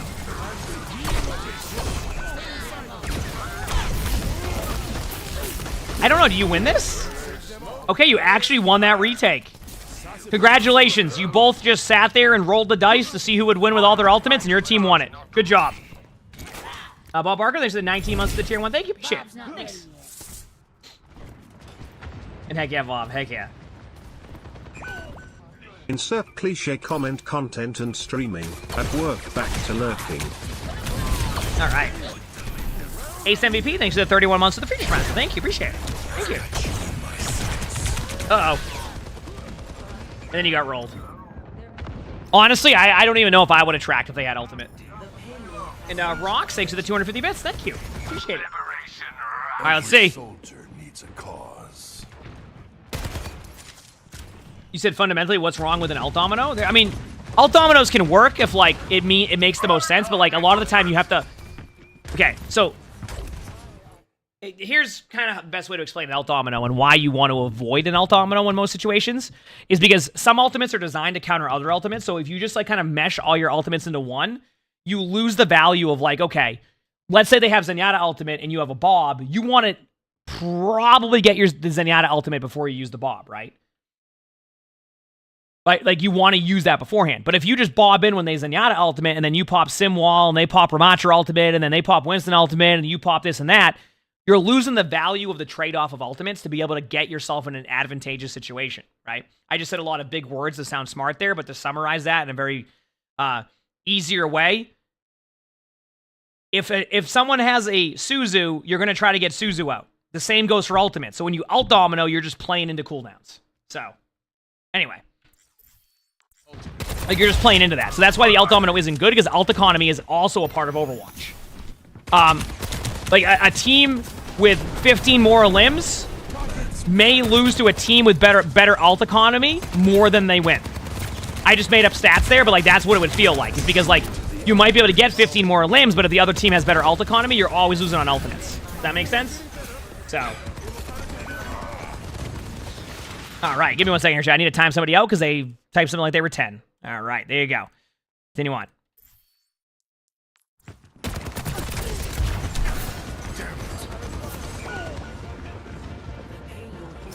So, yeah, your team's gotten snowballed, by the way. And you want to know why you get snowballed here? Chat, what's the #1 reason they got snowballed here? Outside of positioning.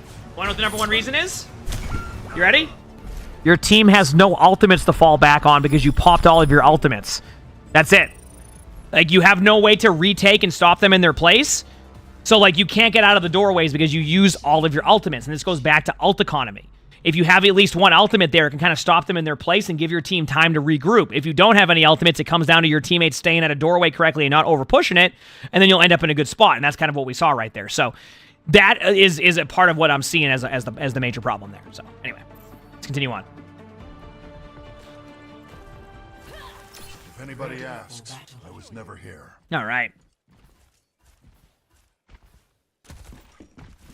5, 4, Soldier now. Same issue now, though. Look where your team is set up. You mentioned first point.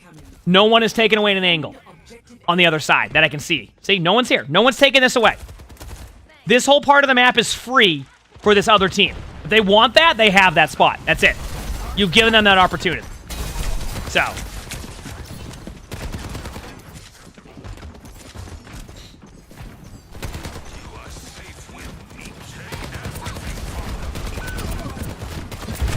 Huh? All right, and there you go. They have a soldier set up on high ground. You're now forced on the low ground. Now you're stuck. You do get a good pick, but look at this. Do you want to be here? Do you want to be there at all in the Bonnie defense? No, not at all. And that's what happened.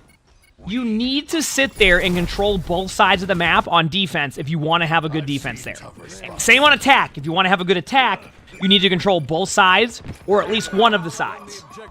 That map right there, they took both sides. You only had one side, you lost. It's that simple. That's it. There was nothing more or less there. You basically gave them a free first point because of that. That's basically all you did. Just like, hey, here's a free first point. Have fun.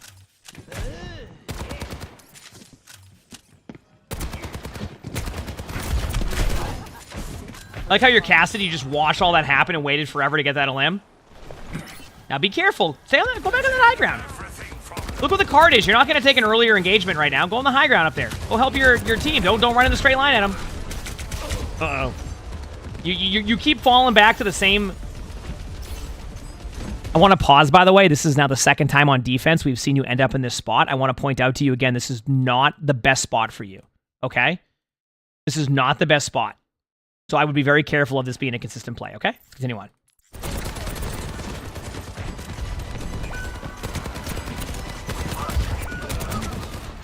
You see this?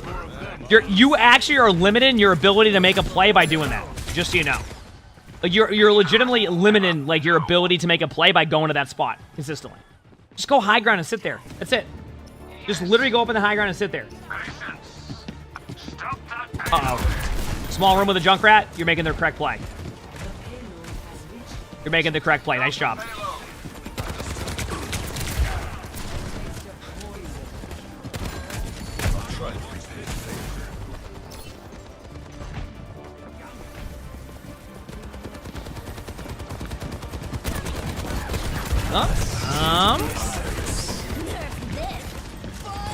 I like that you went for high ground, but you're... Uh-oh. Yeah, it was very nice of your Cassidy to just stand on the stairs with you and enjoy the tire that just rolled you. You want Juno to be playable so bad? What, about less than 3 weeks now? Is that almost time?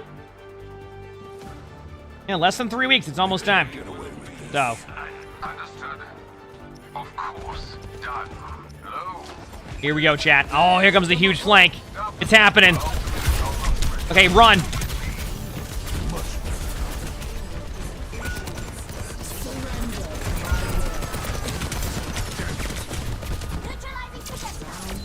Yeah, both teams are awful at defense here. Now, once again, to kind of go back to what we were talking about, though, I do want to point out to you that you're misplaying this quite a bit on this one. So I do really want to see you...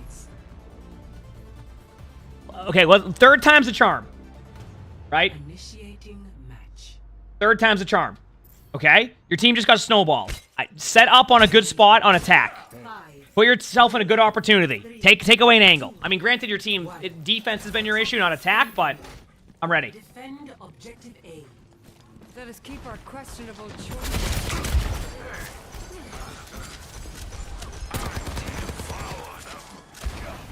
Here we go.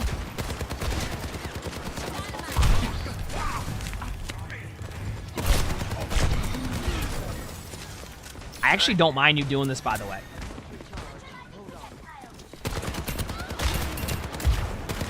This is actually a perfect example. Okay. So I want to show you just an example here. You see how all your team is funneled up here, right? And they already got a pick. You just sitting there alone shooting at that Ashe made it so this Ashe couldn't sit here and just farm the high ground. So that even though you didn't do it to like the best of like I would like to see it, do you see this though? How you managed to keep this Ashe out of the team fight for that long? And guess what? Now the Ashe is low. They're going to want heals, right? It might regen, but they're going to want heals now. So now one of the supports might have to swap over and look at the Ashe, and then now you just going middle has created such a good play for your team. You see that? All because you sat there and took an angle? Perfect.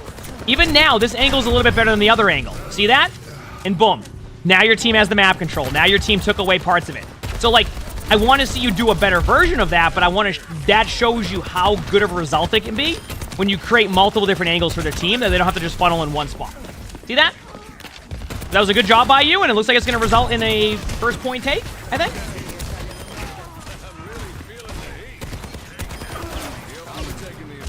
Because he was not trying to do that? Okay, so I'll pause for a second.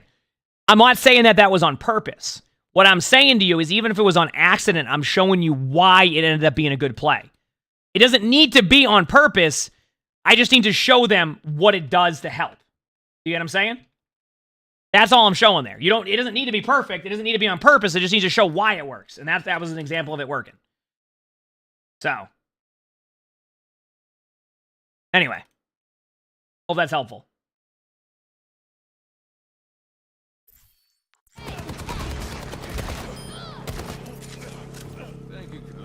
Yep.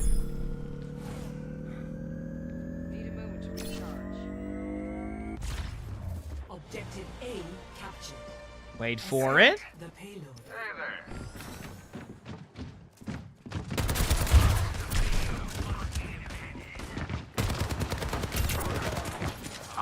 Wait for it.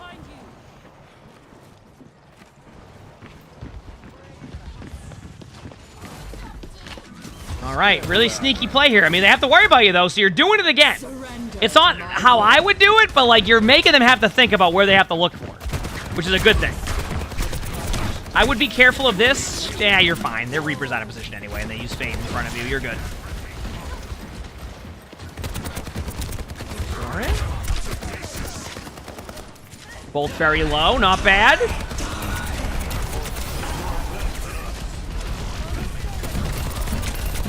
You don't necessarily have to win this team fight, too. Remember, you had a lot more time on the clock, so it's okay to back up and reset. You have the luxury of that right now. Crimson Firestorm, thanks to the 20 months of the Tier 1. Thank you. Appreciate it. Emongg des. Going through here. Let the Kitsune guide you. I've got you in my sights. Wait, nice. Once again, going for high ground and taking an angle is leading to good results. Is it perfect? No. But you know what? It's still better than what you were doing, so good job there.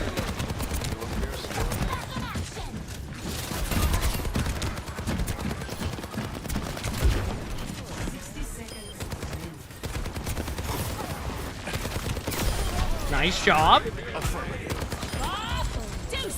And they wasted Bob last second. This is so huge for you. Little side note. Remember, your recoil rises up, so you have to compensate for the recoil a little bit. Of course. Okay? Don't be afraid to go left side here. Like, you see the left side stairs? Don't be afraid to go and, like, poke a little bit on that side to make them have to worry about it. You're doing it. Yeah. This is correct. This is correct. This is absolutely correct. Even if you take a pop shot of their Ash, they're going to look at you. See? Boom. You've alleviated pressure, and you got the pick. Do you see this? Do you see this? Look at it. The Ana doesn't know where to look. It's happening. Look it. Okay, now I want you to remember timings. They're going to spawn up. Well played. This is huge. What I mean by timing is the people that you killed earlier are going to spawn up now, so you want to get out of there, right? But they're still going to be wary of that area. Now you've helped. Now you're good. Boom. Nice job.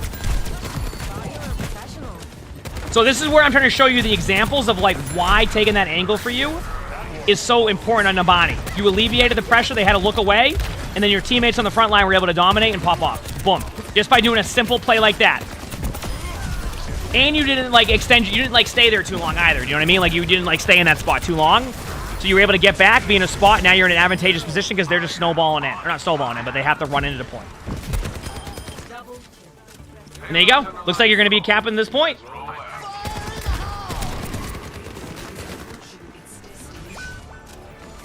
Everybody, hope you're having a good day. Perfect. Look at that. Look at that. And even if you didn't mean to do it or play it that way, it worked out perfect. How about that one? Yep. Initiating match. All right, let's keep it going. Now let's see how your defense goes. Once again, you're doing what I've talked about, not being the correct play, where you're all setting up on one side. So you might run into the same issues you've had.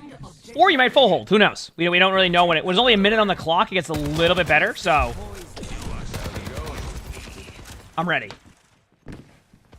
Watching the location here.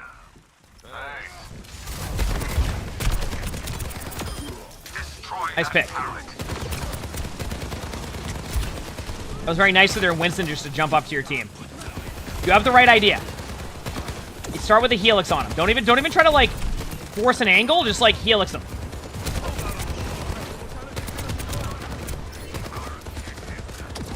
Is somebody behind you, or is that your teammate? It might be your teammate. I hear somebody to the right. It's your okay. It's their Moira. Their Moira's on the bottom right.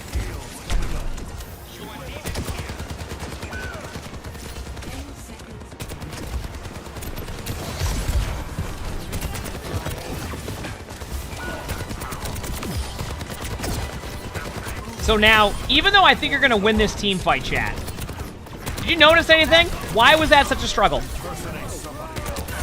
Why was that such a struggle? Because they had the other side of the map.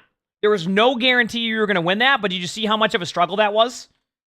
You see that? And that's why I'm saying, if you want to get better at Nabani, you control that side of the map for as long as you can, while also maintaining the other side. Imagine if that soldier isn't there, you probably could stand there with your hand off, like you could literally just be aiming. Don't even have to use your keyboard. Literally could not even be using your keyboard, and you'll probably get kills because they have nowhere else to go besides funnel it down mid. Now, I wouldn't say do that, but like, that's how much easier it gets. Instead, it was a struggle. You held, though. Which was good. Now, the question is, can you go to the other side now and make a play to win? Or will it be a draw? Guess we'll find out. Stay frosty. It's time. Defend objective A. Of course. Get those spurs kicking. I'll try to repay the favor.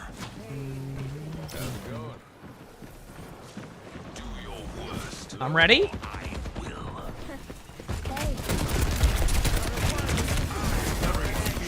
Uh-oh. Everybody's funneling. I'm concerned about this play only because everybody's funneling. You're not taking that angle you did last time, so no one has to worry about you. Oh, and you use cleanse. Uh-oh.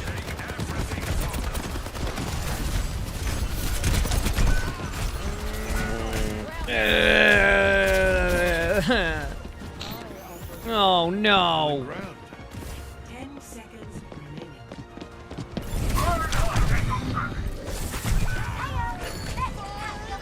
You did the previous team fight. You did such a good job of doing what you were supposed to. Not even like you weren't doing it perfect, but look at the difference. Do you see the difference of when you sit there and make them have to worry about a different angle, and then when you all run into one area? That is what I'm talking about on this map. All right. So we'll go back and I'll kind of give you like what I think you can work on to get better, and then we'll go from there. Okay. Also, Samuel, thank you for the 3 months of the free trial sub. And I saw people asking about Rivals. Also, it's like stuck. It won't load. I very much have enjoyed playing Rivals, but like I also, you know, I told Chad I would get back to kind of like the half and halves of like, you know, some Overwatch and Rivals. Oh, and my stuff is stuck. I can't. It won't even let me escape. I can't. I'm like legit stuck on this VOD. Let me reopen my game. My game essentially crashed, is what I'm saying. Give me 1 second here. All right.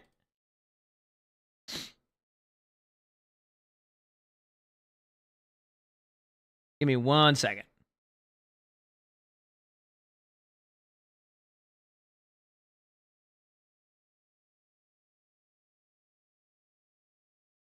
It still says I'm playing the game. I'm like stuck.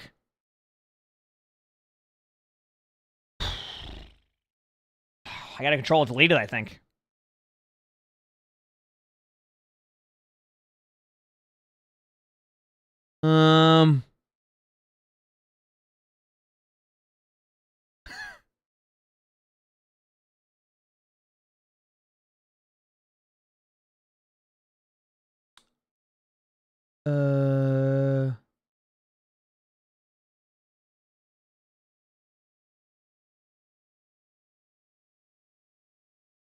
There it is. I found it. I had to go to the... By the way, side note, chat, if you ever... I learned this recently. If you ever can't find something... No, I'm not in the Rivals tournament. None of my friends wanted to play, so I had no team to play in it. I would have played in it for fun if like people wanted to play in it, but like no one wanted to play in it. Most of my friends now don't really want to play in tournaments or matches, right? Because like you can't... There's no tournaments in the training range. All right. Let me load back in there just to finish the end of that video, okay?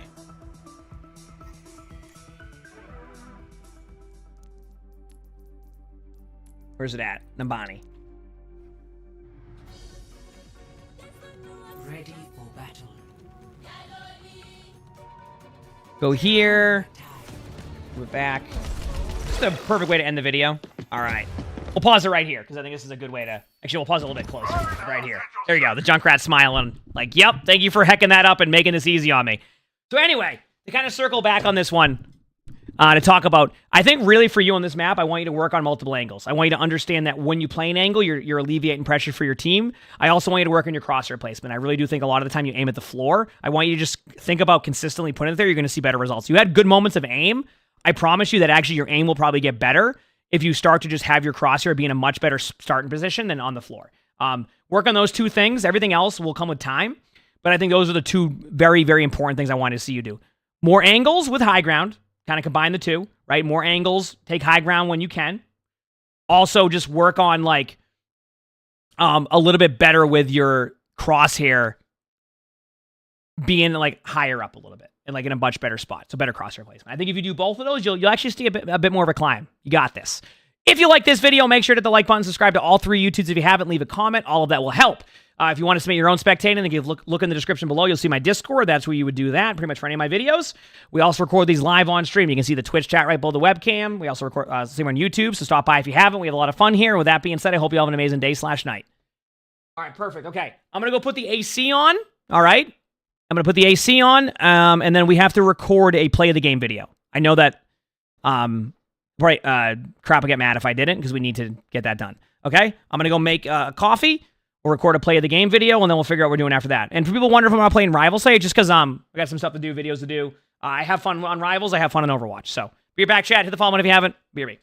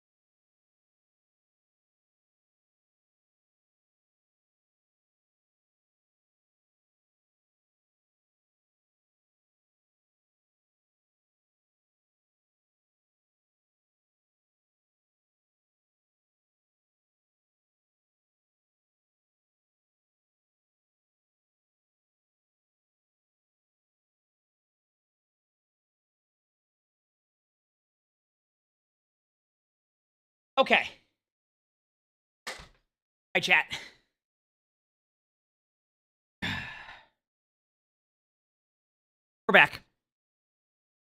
Okay, so I have what do I have to do today?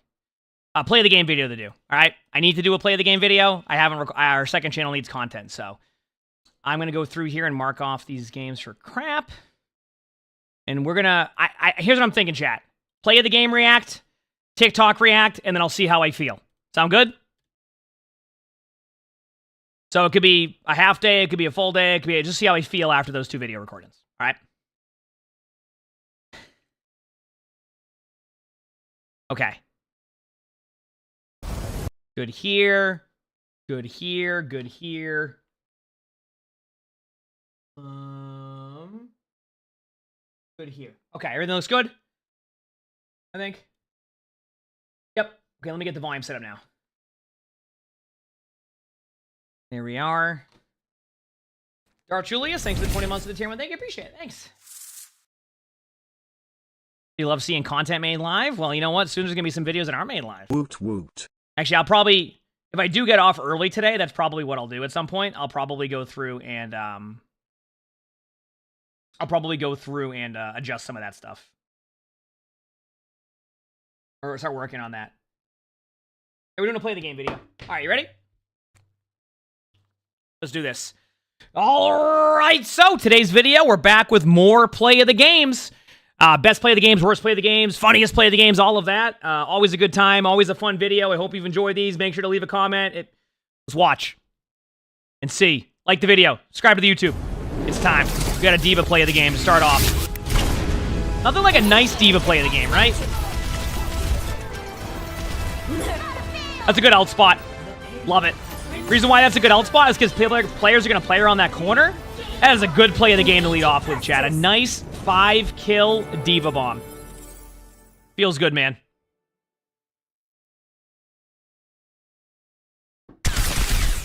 We got a Mauga. I'm trying to find the right volume. Right here, maybe? A Mauga play of the game. Oh, I mean, I already see what's... Oh, come on! They're just trying to have fun! Nice Alpha, come on! This is for YouTube? Yep. This goes on my second channel, which, if you haven't started my second channel, make sure to do so. We have a lot of more stuff going on there. All right, we got a Widow. This is going to be a bunch of nice shots. What in the crosshair is this? Suppress this target. Nice shot. Nice shot. That was certainly interesting. I will say that much. That was interesting. Where's Smithy's my Discord? All right, we got in the Yari. Off the map? Nope.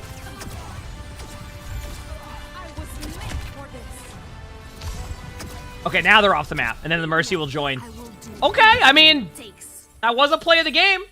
I like how you turned to be like, I'm not going off the map there. Diva. I ain't doing it. Yeah, the Uno reverse card. Easy. I respect this. Remech time. That was the last thing I expected, though. Oh, and the Rhine Shield's dead. Easy. Nice ult. I did not expect to see you remech on a Tracer. I respect that. A Tracer remech? Are you kidding me? Holy crap. Nice play. All right, we got in the Yari again. Bit more Yari to start. Feels good, man.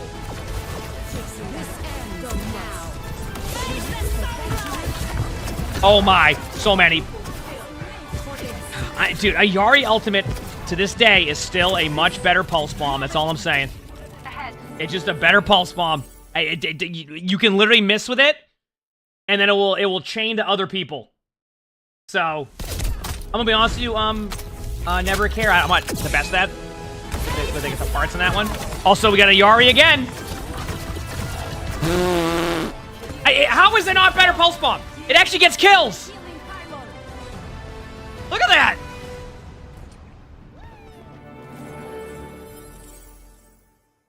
Holy crap.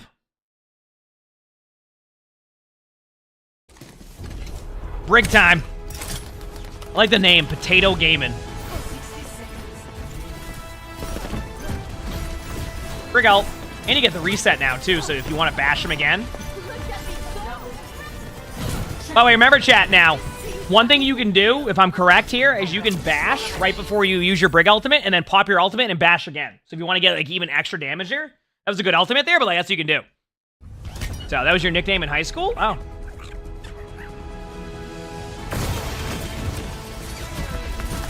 Off the map. Oh, I love it. Oh, it's so satisfying. This part of the map, it happens so much. And the pile drive a limb.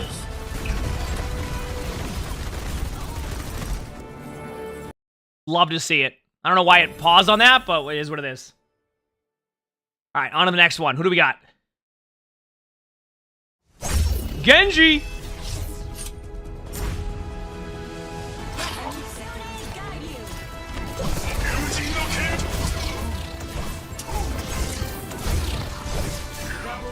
Nice blade. This was in like 180p, but I think I saw what happened. Nice job. Nice play. Okay, I want to say that was on the side of that being an issue, but let me check the... That one autoed. All right, well, that just happened to be a... You know, let me give them a... Let's give them a much better version of this. But yeah, I would say this is a much better version, chat. What do you think? This is a little bit better quality than the first time we watched it.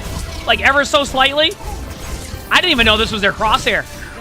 That's how bad of, like, when we had it on 180p was or whatever it was. Like, I didn't even know this was their crosshair. Nice play. Good ult. Much better. Much better.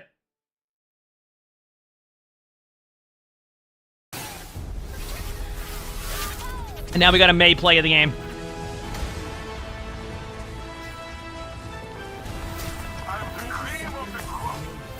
Nice shots. Nice.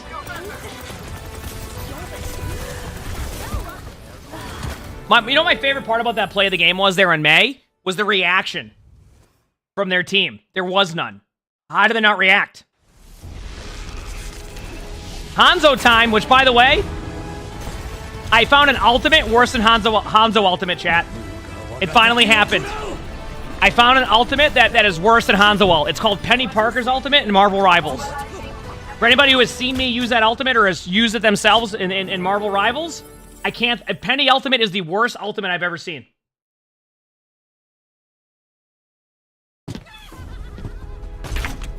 Junkrat time.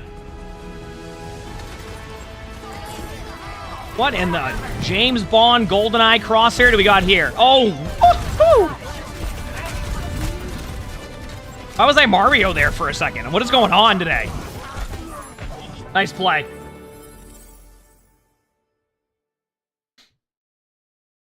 All right, who do we have next? Ramatra.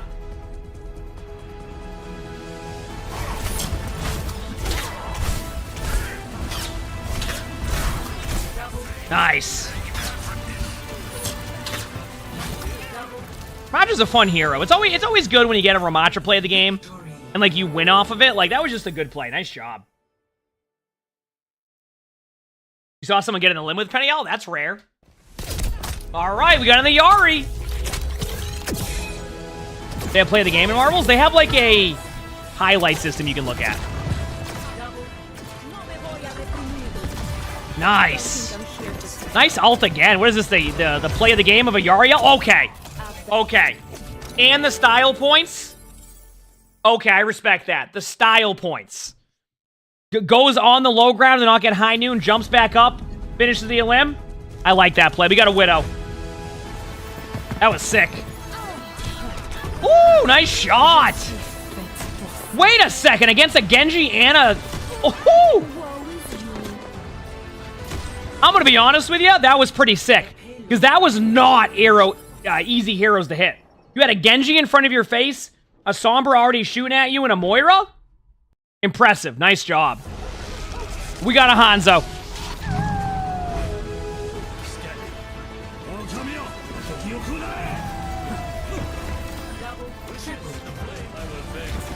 Nice. Hey, I said Hanzo ult's one of the worst ults in the game, and I've seen some good Hanzo ults. Nice job. I love when they all go down in one hallway. Once again, it's why taking angles is important, so that doesn't happen.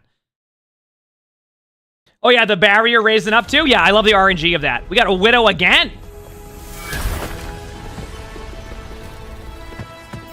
Nice shot. Nice shot. Nice shot. That was, I don't know what that map was doing, but nice shot. Good play. Why do people use that patches? I find that in some ranks, players will go underneath on that map for some reason. I see it a lot in like bronze and silver, especially. you talking about on Basan? We got a Pharah. How's Pharah been in your rank games now, chat? Pharah's still really good?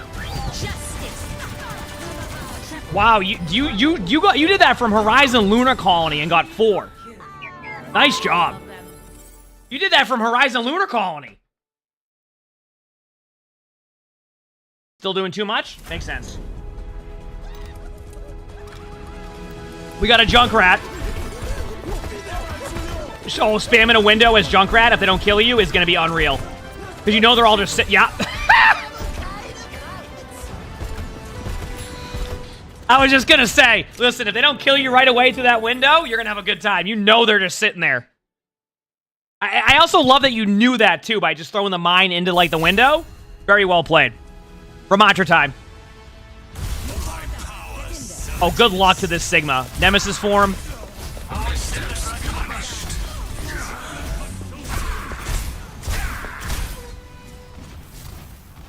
I respect it. Yeah, they were done with there at that point. They didn't even have to use your ultimate, too. It's always good when you can just, like, use a nano and, like, win off of a play right away. It's, like, really cool to see that, so. Heck yeah. We got a diva now. See ya. Nice.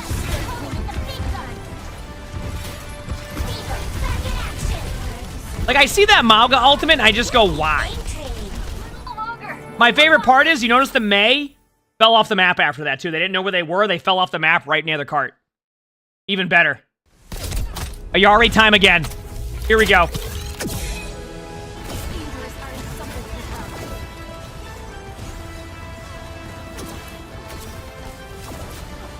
Oh. Hey, that ultimate's become one of the best ults in the game if they don't have a Kiriko. It's just unreal. Like, you can miss by a mile, get 5 in it, and then, like, that's it. And even if you only get 2, if one of them hex up, it gets everybody anyway. Junkrat time. What is that crosshair? I'm seeing new crosshairs every... What is this? Is that like a toothpick with a heart or something? Like, what? Nice play, but what the heck?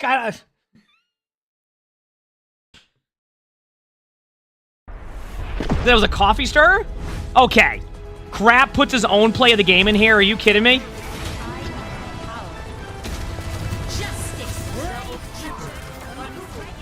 It is a nice play. Hey, look at that. Good job by Crap. Crap's the one who does these playlists for me, so that way I can react to them in real time. He's the one he creates the playlists. Oh, and he put it at the end of the playlist too, Crap. I see what you're doing. Today's topic, Genji, aka the most nerfed hero on Overwatch 2. Despite my previous history of character hating, I don't hate this one. I do. So instead of talking... I just want to see what that was. That's funny. All right, give me a second here. I gotta open my next playlist. Oh, man.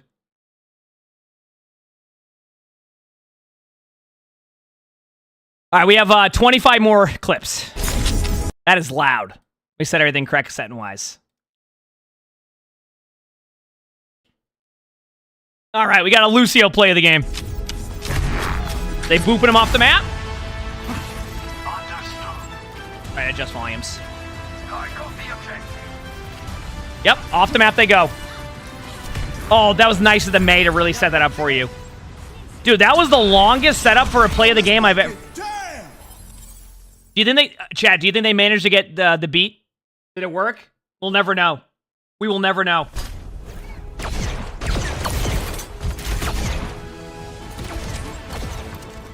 Ash time. Ooh, nice dynamite. That's going to be another limb just without even looking at him. Woo, nice shot. And a Roadhog who wasn't with their team doing whatever, then probably managed to blame their teammates after, saying they were creating space. What are you doing? Nice job. Good play. Where was Bob's head there? Did I miss something? I don't know. It was Halloween Bob. I don't know. Huge! Double tire? Okay, that was pretty sweet. Okay, honestly, that was a good play. That was just good. Straight up.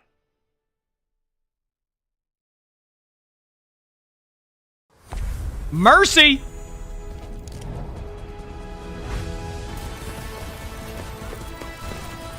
Valkyrie justice.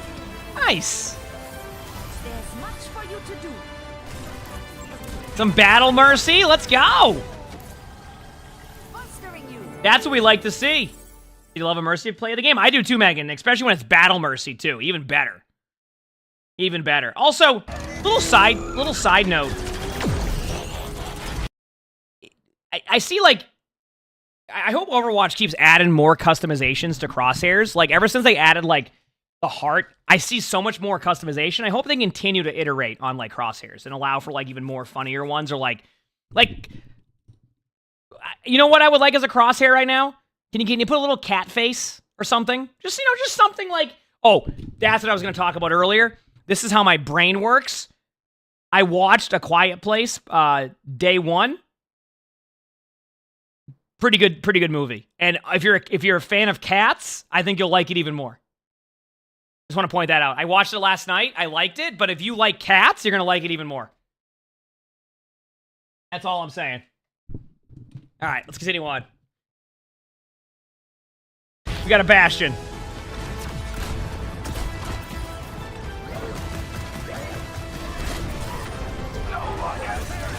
Good luck to that ride. Oh, I'm not gonna. I won't spoil it.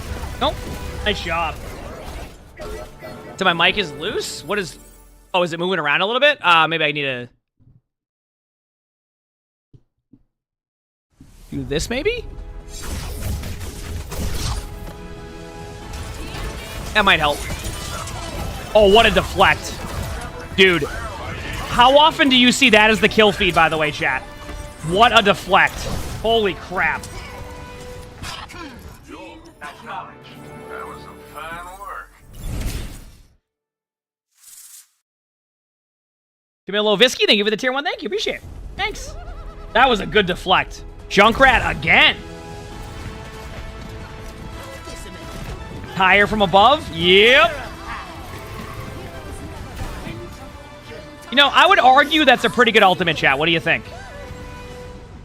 I'd argue that's a pretty good ultimate. I'd say. All 5 from the high ground. All 5. We got a Widow. Excuse me. Nice shot. Nice shot. Do not provoke me. No one can hide from. That lag's fine. And you know what? If that was me on Widow, I would finish the game 10 and 10. Y'all ever have that game on Widow? Their crosshair was like purple, so it was hard to see. I think that's what it was. We got a Mercy again. I would have hit those shots, and that was it for the rest of the game. Oh, we got Battle Mercy again. Let's go. Hey, the Battle Mercy. Heck yeah. Good name for that, too, just being a Battle Mercy. You have those games on every DPS? Oh. Reaper time!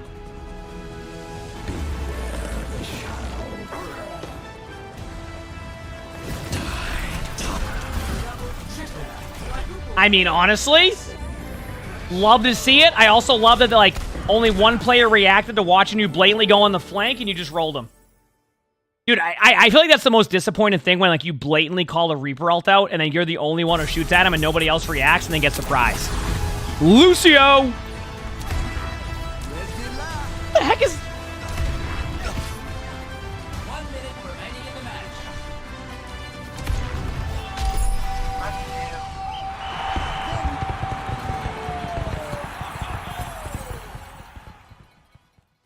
Thank you. Thank you for that. I'm glad we got that on here. Okay, Diva. I like the goal there. All right. Nice ult. I love Diva ults like that. Let's go.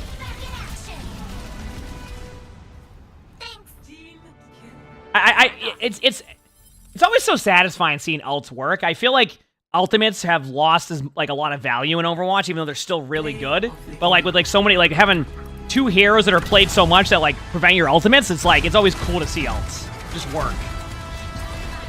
There is no way you're getting away with it. There is zero shit. Whoa, come on! But if I try that, they all aim at me and kill me right away, which makes sense, but still! Nice play. I can't believe that worked. You got 4. We got a venture. Will they pop off? What is this animation? Okay, that was like scuff for a second. Woo! Big slam and oh my. Nice job. Nice play. I'll assume you got the Moira right there. We'll assume you got the Moira. Does that sound good?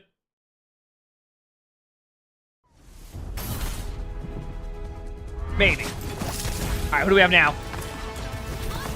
Brig. Nice shot. Oh, that's what I'm talking about right there. That Mercy managed to res behind the wall. I hope he killed the Genji again. Ah! And that Genji will blame their teammates somehow. You know it. You know they're blaming their teammates. It's happening. Oh, what are you doing, team? Meanwhile, like, that's what their playstyle is. We got a diva. Oh my. You have got to be kidding me. What a remake. I mean, that couldn't have been any more perfect than, like, it was like, I was like, okay, this is going to be good. But to get 4 on a squish? Are you kidding me? Nice play. I'm loving these.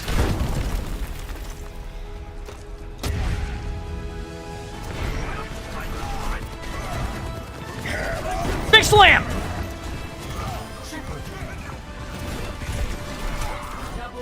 Okay. A huge shatter into a double fire strike limb? We take those. We take those. Nice shatter. Big slam is right. Who's next? Orisa.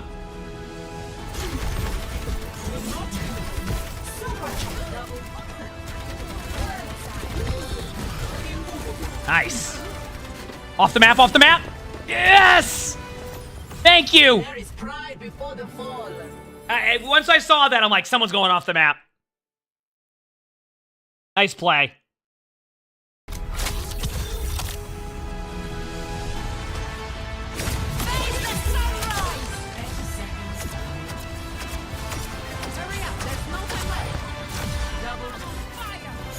Nice ult. How was that play of the game? What happened? What happened in that game? That was the like I just am surprised. Like it wasn't bad. I just was surprised that was the play of the game. We got a venture.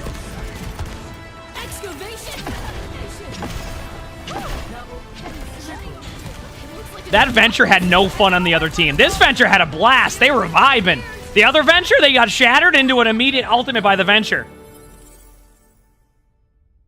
Nice play. Also, what does this end in screen? That's interesting. All right, we got A. Ashe.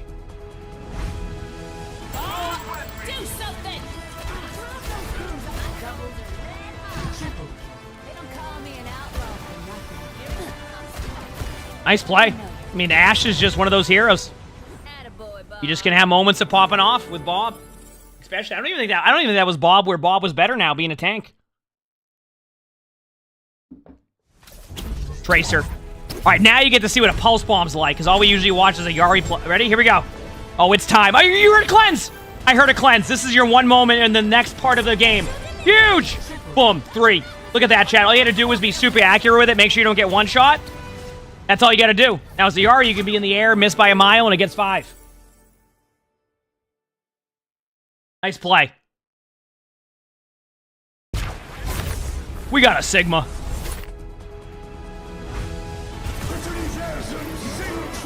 I like seeing the Junkrat in the middle of their ult in the air.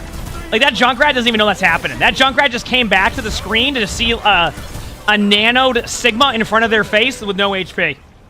They're like, yeah, I got one with Tire, and our whole team's dead. Huge Flux is right. Is this like the playlist of Ayaris? What's going on here? All right, if you don't miss by a mile but get 5 in it, I'm going to be upset. Perfect. You missed by a mile, got 5 in it. All right, we're good to go. Oh, man, it's so good. You don't have to hit him with it. You just miss. It's great. All right, we got a Junkrat.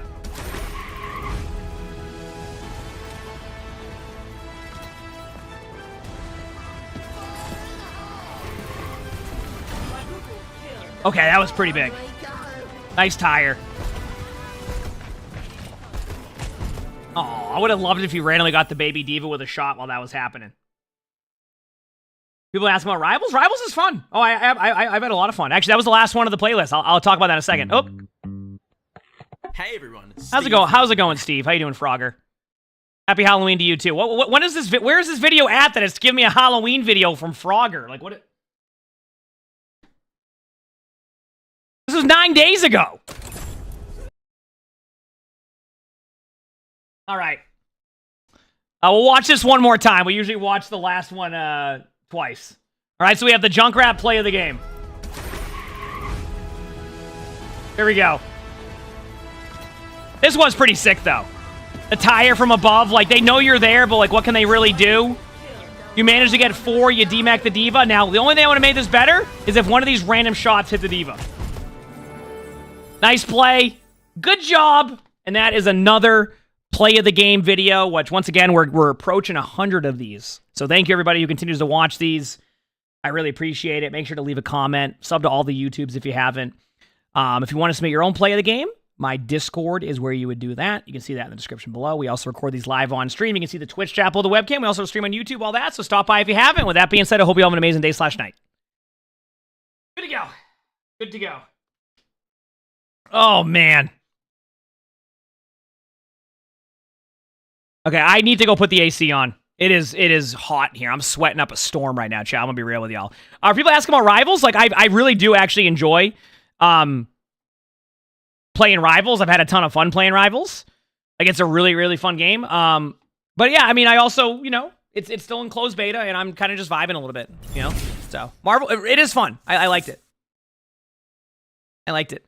Classified, thanks for the 24 months of tier 1. Thank you. I plan on releasing a video in a couple, I plan on doing a video on, like, my thoughts on Rivals, how it can help Overwatch, vice versa, sometime in a couple days. Probably, like, 3-4 days, maybe, once I do that. All right? Hushki, thanks for the 5 months of the tier 1. Thanks, appreciate it. Okay, I gotta go put the AC on. I'll be back 1 second, okay? Be back. 5 months already.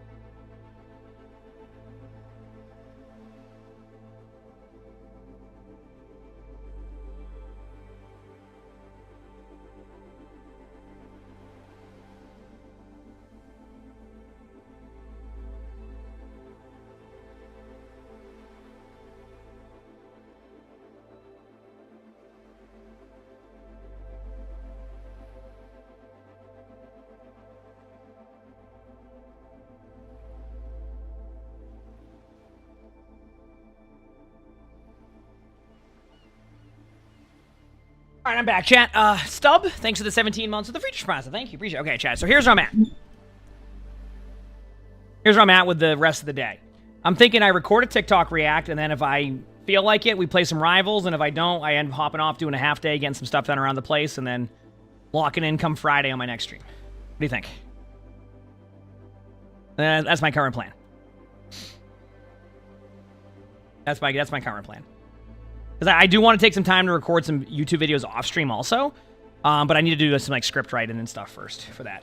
So that's my plan. I know it's a little bit different, but yeah, in a good month. I do want to start doing that sooner than later. What do I have for TikTok reacts? Let me look. I don't know how relevant they are now because oh, it's trivia and lore. I mean, that's perfect. Let's do that then. I like that. This will be a good one then. Okay. Niche Overwatch tips. Oh, Neandra. They always have great videos, so this will be a good one. Okay, let me... Oh, I need to do this in incognito, because every time I do this, it, like, shadow bans or something, or does something weird. Okay. Niche Overwatch tips. Oh, you're going to hear a video play for a while. I need to make sure I drag a slider to make sure this is a bird. Okay, cool. Give me 1 second here. Oh, that didn't load in. I'm just loading into the TikToks right now, chat, so that's what you're hearing.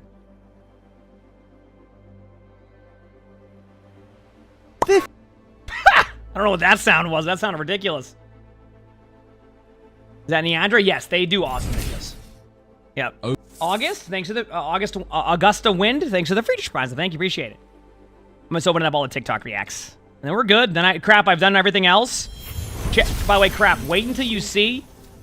Crap. It feels like they're watching me. I wish I could be. Wait till you see the cheater VOD one. That was a treat. Can we get some blankets in the chat for So Fish the Cat with the 5 gifted? Thank you. I appreciate it. Thank you. Oh, I left a video on. My bad. I hit pause and it kept playing.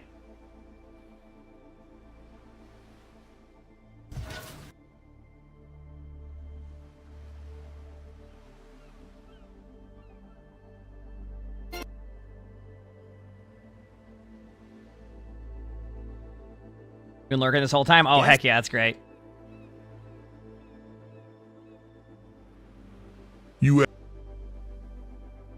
Okay, perfect. But thank you for all the love, everybody. Appreciate it. All right, let's do this. Okay. I don't want the floating player thing.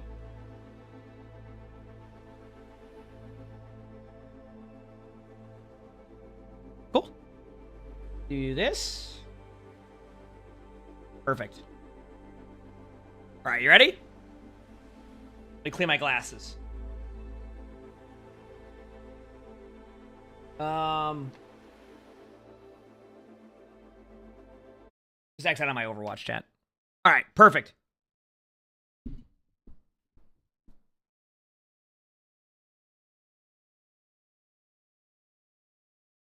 All right, let's do it.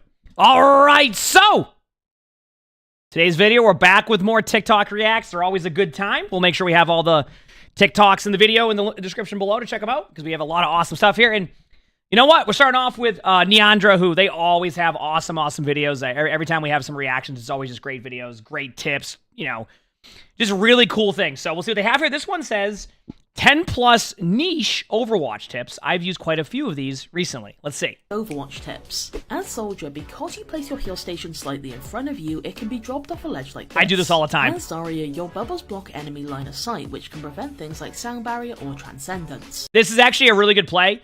Sometimes when you're playing Zarya, like you'll see really good Zaryas, especially Zarya one tricks make this play happen where they'll grab, they'll basically grab, and then say Kiriko isn't in it, and Kiriko will try to throw a Suzu across the map, and they'll just bubble. So you can do really cool plays like this. So this goes even past sound barrier or transcendence. You can literally block the splash of a Suzu and things like that. So it's a really cool tip and definitely something to pick up on. I will say it takes a little bit to get used to it. I've tried this play sometimes, and it's easier said than done sometimes because then you also can get rolled. But when you do have it happen and do see it work, oh, it feels great. As Farah, you can ult to suspend yourself in the air, which can buy you time until cooldowns or fuel are ready again. No, I have terrible ults. Your platform can lift up a Winston bubble if you put it on the middle bit. By the way, I don't know when this video came out, but I've seen more and more people doing this, and it's hilarious. As Mercy, if an ally is eliminated in the air, resing them will freeze the soul in place, preventing it from falling. I like that. As Moira, you can bounce your orbs in small spaces Yep. with low roofs. That's like how you have this those to keep endless them in 1v1s with place. Moiras. As Soldier, reloading during your ultimate is almost instant. Keep in mind you don't automatically reload once Tactical Visor ends, so try to do so manually just beforehand. Yep. Ash's Bob can be moved slightly by walking into him repeatedly like this. Also, a fortified I'm going to pause very quickly. You can also do that with Diva ult. So do you see how the Bob was being moved forward?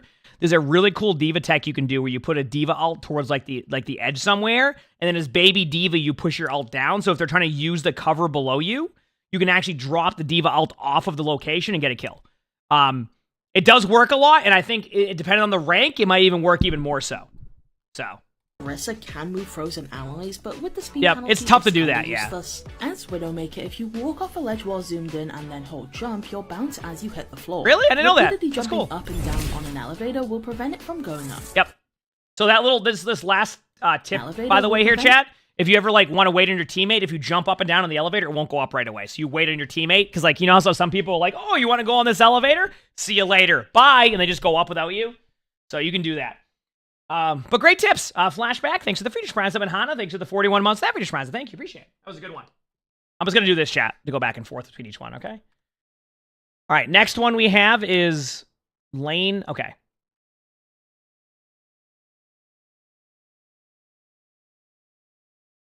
All right, this next one we have is from Lane Hemingway, and they say Overwatch, Lane says Overwatch's best kept secret. I don't know what that is. We'll find out. Do you know about Overwatch's best kept secret? If you've been finding yourself struggling in comp recently, this mechanic might just be your key to leveling up.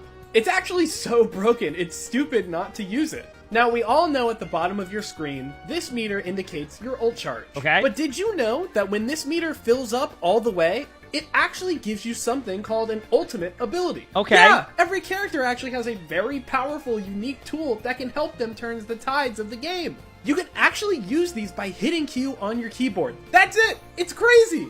And you can track when your teammates have their ultimates as well. With this okay. checkmark I'm learning a icon lot next to here. I their like name. this. So when my teammates have their ults for 3 entire fights in a row, and I've already used my ult twice in that time frame, and we still somehow lose even with a massive resource advantage, I realize they just probably don't know what they are, and that's why I'm losing SR. So PSA to everyone on ladder out there, use your ults, please!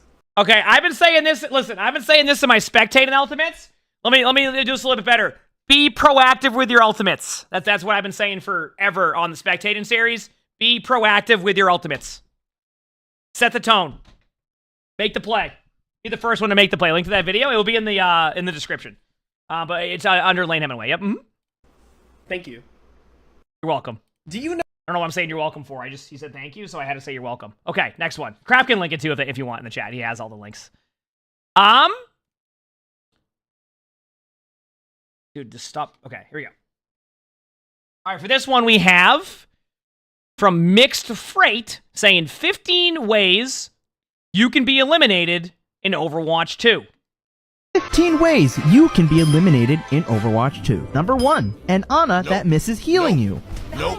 Number 2, being Ajax. Number 3, harming nature in any way.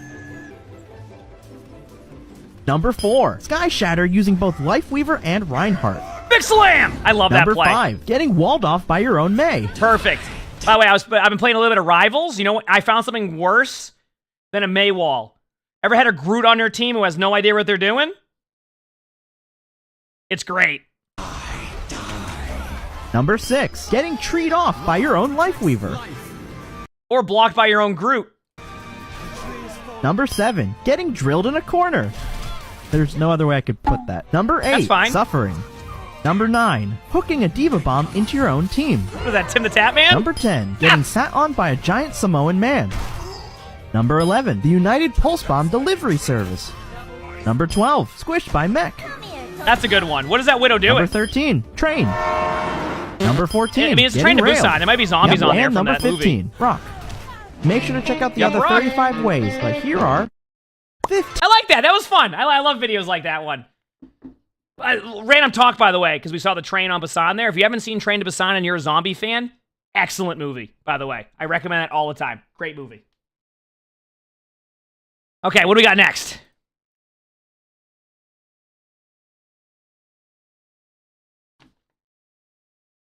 All right, for this one we have Baptiste or Baptized. They say what character do you want to see next? Well, let's find out. Overwatch, Lore Episode 5, okay. Sigma Edition.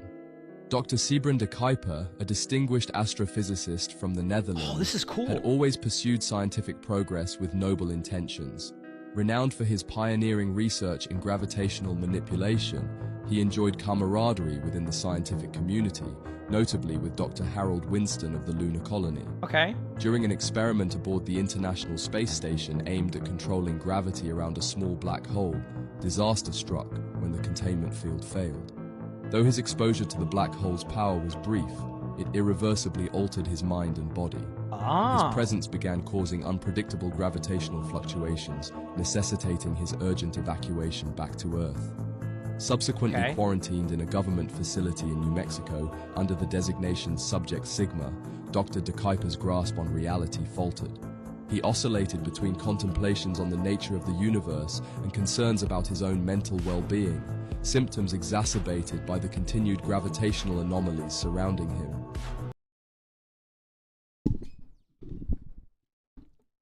Why does Overwatch still not have a show? Out of curiosity? I just need to point that out. Like, I'm over here, like, interested as heck into, like, seeing all this, but why, like, why? I just don't get it. I feel like it's okay, listen. We have to bring it up all the time, but why don't they have a show? There's something. Even the PvE anime they did, where they, right before the PvE release was cool. I'm sorry, I just have to do it every time. It should be a show, okay? You thought they did? No! I have to bring it up every time because I feel like it's such a missed opportunity. In before, they've been working on a show for like 4 years, and they're going to do like the arcane strategy of like just release it without telling anybody, and we've been sitting here saying this the whole time. But still, release a show! Anyway.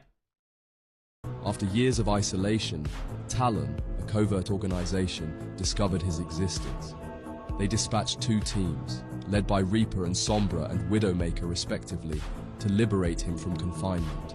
Under Talon's auspices, Sigma finally gained some control over his powers, manipulating gravity at will. However, his mental health remained fragile, and Talon exploited his vulnerability for their own gains. While Sigma pursued his research to unravel cosmic mysteries, Talon utilized his findings for nefarious purposes, leveraging both his abilities and scientific insights. Thus, Sigma found himself caught between his quest for knowledge and the sinister intentions of those who sought to manipulate him. Wow. Overwatch. That's really, really cool. You said, but if they made, okay, you said if they made a show, though, who would work on the $30 recolor skins? Hear me out. If they made a TV show, they could have skins from the TV show that would probably sell even better in-game because players are going to recognize that from the TV show. See? Granted, I will say, I'm not going to act like TV shows don't cost a lot, but I'm just, you know, I just want to see a show, okay? I just want to see a show. All right? I mean, they could call it marketing, right? Like, that would work for the, you know, the company. Like, marketing, it goes under the marketing budget or something. I don't know. Sorry, I get heated when it comes to that. All right, here we go.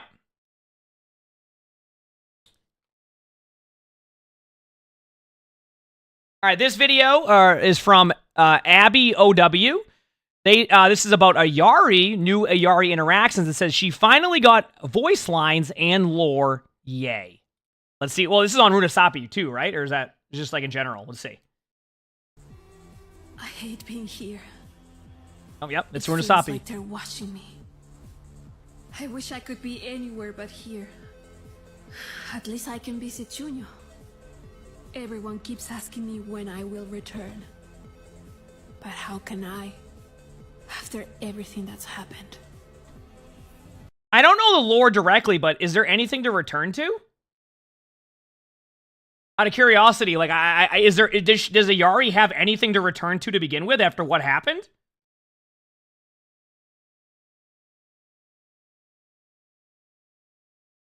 Because I was gonna say, like, I don't think there's anything there. Who was telling her to return? What's going on over here? Like she's saying, like, yeah, they're asking me to return, but I don't think there's anybody left there. I don't think is there anybody left there?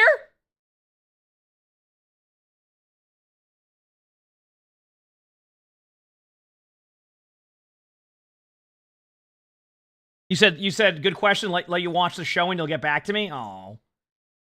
Your pylon is marvelous, efficient and beautiful. Doesn't matter how pretty it is if I only use it in ugly situations. I recently learned the phrase "stop to smell the roses." It applies here, I think. Hello. Don't you ever feel remorse for the pain you have caused? Pain makes one stronger.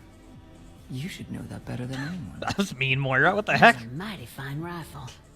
Mind if I give it a whirl? You don't seem like the type to give it back. Hey! Come on now. I'm a woman of my word. Your actions speak louder. Hey! Why do you dig around in the past? How couldn't I? Every site's like a big history mystery just begging to be solved. Everyone wants the truth until they find out what it costs. I was trying to recreate a Kipu, but the threads kept getting tangled, so I made this friendship bracelet instead. Want it? Are you sure? What if I lose it? I'll just have an excuse to make another. I like that. You seem lost. Searching for your place in the world? No, I wouldn't know where to look. Embrace your inner conflict, and like-minded people will find you. I didn't know we're gonna get deep here. Doomfist over here. Holy crap! Just like, wow.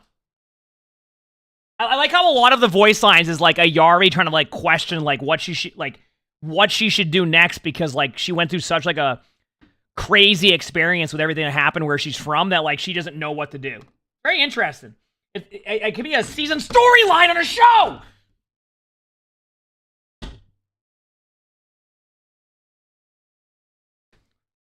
Okay.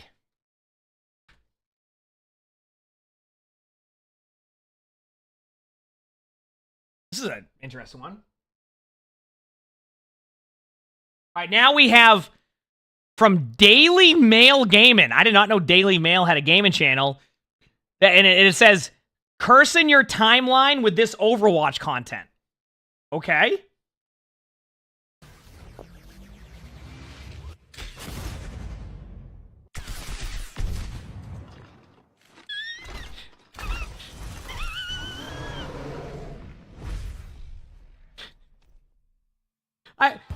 I want this, though. This would be great. Blizzard, take notes. Take notes right now. You put this in the game. Okay, I want this now. Put this in the game.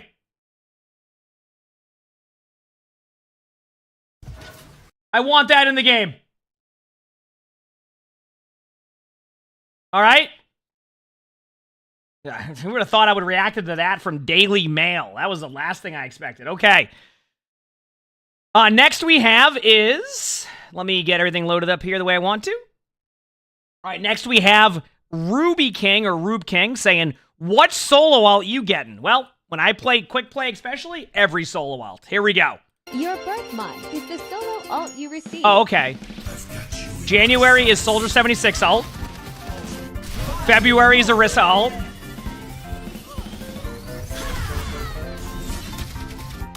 March is a Yari Ultimate. April is Sigma Ultimate. Am I getting big slammed? I'm telling you.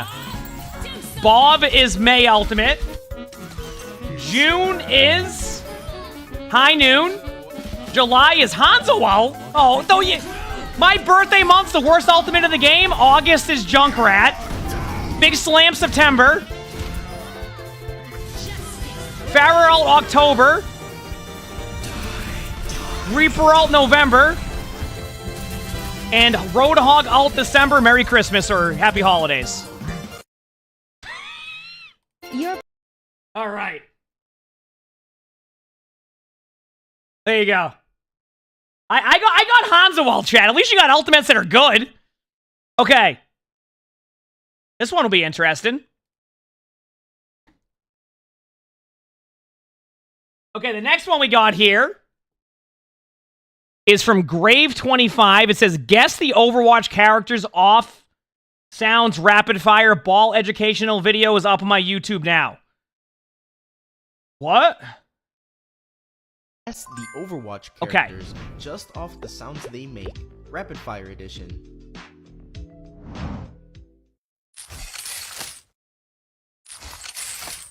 Hog?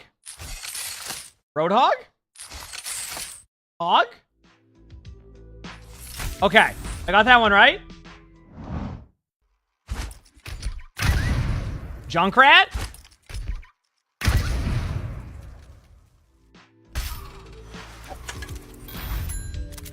That was easy. Genji. This is the easiest thing I've ever... Genji!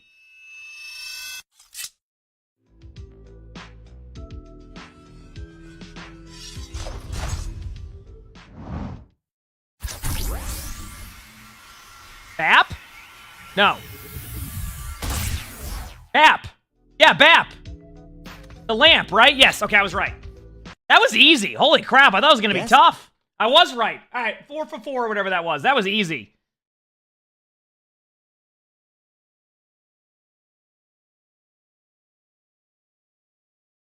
Okay, now we have Senti with the Mauga interaction voice lines.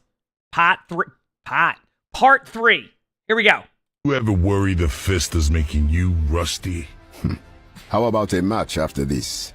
I'm sorry, what? Mauga? Do I ever think my fist is making me rusty? Is that... Okay. To address your concerns. If it isn't my favorite piggy pal. Been up to no good lately? I'm not your pal. Well, how about swine sibling? My ham slice? Porky pie? How about shut your snout? Try not to destroy anything valuable this time. Is someone still mad I burned down the server room? I lost a lot of bank account numbers and my favorite pizza recipes. Well, that's your fault. The pizza? That's what I'm saying. Often those with the loudest voice who have the most to lose. Good thing I always win. Why'd you have to go and grow a conscience? Huh. I think the worst part about that interaction between Zenyatta was that was a true statement for a while. Yeah, not the pizza! After all we've seen, how could you not? I got a short memory. Except for when I'm owed. I like that. I have a short memory, except when you owe me something. That I'm not going to forget. All right. That was good. All right, now we're on to our last TikTok react, chat. Our last TikTok react. Are you ready? This one is again from Baptize. I'm just going to go with Baptize, and if I'm wrong, I'm sorry. They say, did you know any of these? Which one was your favorite? And this is going to be Overwatch spray references. I think we watched one of these recently, right? There are some Overwatch spray references. Part 2, okay, we did. You may not know about Part 2. Oh, okay. See, I don't... Like, I haven't seen anything with, like, a Kara in it, but, like, I know of, like, the... Like, I wouldn't know that, but, like, obviously seeing this. Yeah. Oh, I didn't even... Dragon Ball Z. Okay. See, I've never seen JoJo Bizarre. Isn't it a longer name than that? If I'm correct? Isn't it like longer than that? Like, it's like something different. I've never seen it, but I've heard it's very interesting. I've heard it's really good. JoJo's Bizarre Adventures or Adventure. Okay, okay. I knew it. I haven't seen it, but I've heard like people recommend it a lot. I've never seen it though. Also, I like how JoJo in our chat's getting rolled by the ping thing there. All right. Oh, there really is a lot of inspiration on these sprays. I never realized it. This one's great. This one I know from a mile away. This one I know from a mile away.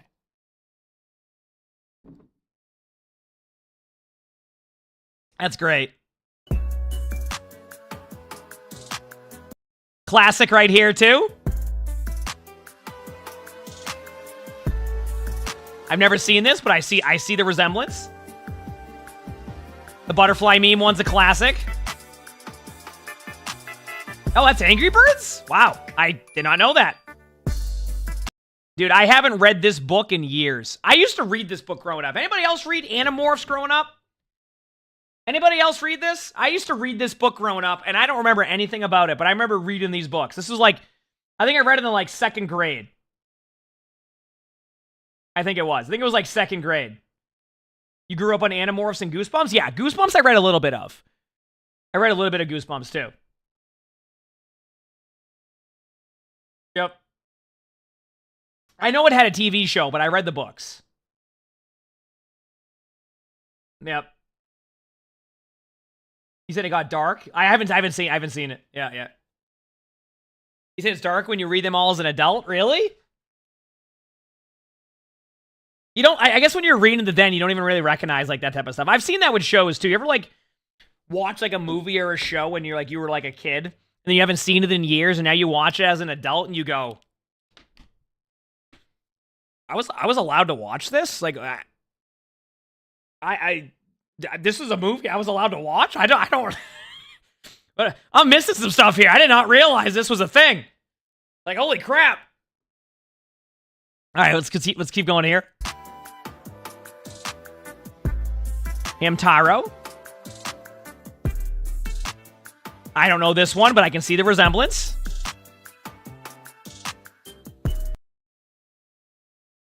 Oh, it makes sense. Because Torb is Swedish, right? I didn't even know an IKEA one existed, but it makes sense because Torb is Swedish. He talks about his meatballs, right? Too? If I'm correct? Like he has a voice line about meatballs or something? And like IKEA is known for their meatballs? Yeah. Because like, one thing's for sure, by the way. Oh, I've shopped in an IKEA. Lonnie and I went to IKEA when we were furnishing this apartment. I don't remember what we got from there, but we went there and we got lost. Yeah, he said to try his meatballs. Like, listen, everybody knows this. If you ever bring up IKEA to anybody, without fail, one person in that room is going to be like, you ever had their meatballs? You got to get their meatballs. You're like, dude, I'm just going to pick up a couple things for my, got to get the meatballs. I'm not even hungry. Meatballs! Get the damn meatballs! Okay, I will go to IKEA and get the meatballs. I am sorry for disappointing you. My bad. Okay, I didn't know you were this passionate about IKEA meatballs, but I will try them for you. Thank you so much.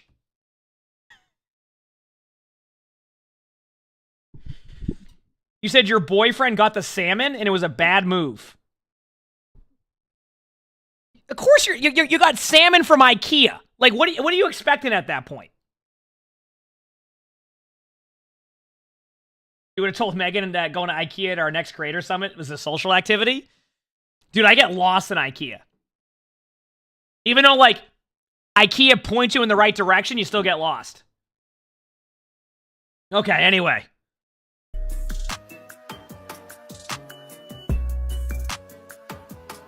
Absolute classic right here. I love that. But there you go. I love those videos. Keep doing those. Seeing the references on the sprays is really cool. I've learned a lot about this type of stuff. But yeah, that was the last TikTok react we have of this video. If you want to submit more TikToks for us to react to, my Discord's where you would do that. Make sure to like the video, subscribe to the YouTube, all of that. We're probably going to see more TikTok reacts soon. We're going to try a different strategy soon, so I want to know what you think about that also. Outside of that, these are always fun. Thank you for watching these. Make sure to hit the like button, subscribe to all 3 YouTubes, leave a comment. All of that helps. If you want to submit your own stuff in general for videos, my Discord is where you would do that in the description below. We also record these live on stream. If you look below the webcam, you can see the Twitch chat. And we also stream on YouTube, all that. So stop by if you haven't. And with that being said, I hope you have an amazing day/night. Good to go. There we go. All recorded. All done. Feels good, man. Feels good. Oh, that was fun. Good set of recordings today. Got pretty much everything done, so I know Crap's probably happy with that. We'll get that up soon on the second channel. All right, I'm going to be real with y'all. This is kind of where I'm at right now. Koga, thanks for the 40 months of the tier 1. Thank you. I'm not really in the mood to go and play anything right now outside of just chilling. So I think what I'll do is I'm gonna make today a half day. I'm gonna use the rest of the day to go and write some scripts to record some YouTube videos because I have some really cool concepts I want to do that we're finally doing. So I'm gonna basically hop off the stream and just go like start writing some scripts out. Also, Crap, you missed it earlier, but I ordered the teleprompter. So I'm going to have like a really easy way to read the scripts and also like look at the camera. So should be a win-win. You said there were drops. So there's drops in Marvel Rivals today, but it's not till like tonight. So there's like, I'm not going to go till 8 p.m. I think I'd rather like take the day to do, what's up? I want to go to IKEA to get meatballs. That tomorrow? Could you hear Lonnie chat? I heard you. Did you didn't hear her? Lonnie just came running. I want to go to IKEA to get meatballs. She wants to go to IKEA to get meatballs, which actually I think Lonnie is one of the we need to go to IKEA to get meatballs people, and I tell her it's not going to be a good idea every time. We're not going again. Their chocolate's really good. Their chocolate's not as good as you say it is. Yes, it is. It is not. I've tried their chocolate. Swedish chocolate? No, I'm not saying they don't have bad. Like some of their chocolate though, like we've tried, is not as good. We didn't even get the meatballs last time. Because we didn't. We just got a little soft serve and went home. We've never had a meatball experience. That's because it was packed, wasn't it? I don't think so. I think we were just like, yeah, let's leave. Sounds like us. Adrian, thanks for the 100 bits. Thank you. Appreciate it. Thank you. I was just saying I should get meatballs. And listen, I don't mind like meatballs. Yeah. Anyway, I'm gonna go do that though, Chad. I need to start scripting out these videos because it's good to talk about the videos, but I actually got to do it. So I'm gonna go chill for a while. Do that. I'll be on Friday. Tomorrow they might be finally working on our house. Hopefully, maybe. Tomorrow I have a few things I got to take care of, so tomorrow will be a day off, and then we'll go pretty hard again for a bit. All right, sound good? We'll rank mine Overwatch top 500, top 500, top 500. But I am gonna hop off. Like I said, more of a half slower day today, but gonna be back on Overwatch also. Obviously, we had a little bit of Rivals there, so tomorrow will probably be, like I said, day off. Friday will be probably Rivals and Overwatch because there's gonna be drops again for Rivals for another day. They extended it again. So appreciate y'all. Do me a favor, hit the follow button if you haven't, so that way you know when I go live. Thank you again for another awesome stream. As I said, I was glad to be back on Overwatch stuff. Tomorrow, like I said, day off. Friday, we'll be back with stream. Okay? Appreciate y'all. Hope you all have an amazing day. Thank you for all the love there, all the subs, etc. Chat, will I see you Friday? I just put on the wrong song. Will I see you Friday? Heck yeah, chat. Heck yeah, chat's like to see. That's what we like to see. Thank you again for an amazing stream. Hope you all have an amazing day or night wherever you're from, and I will see you Friday. See you later. Peace. And I'm here trying to keep my heart from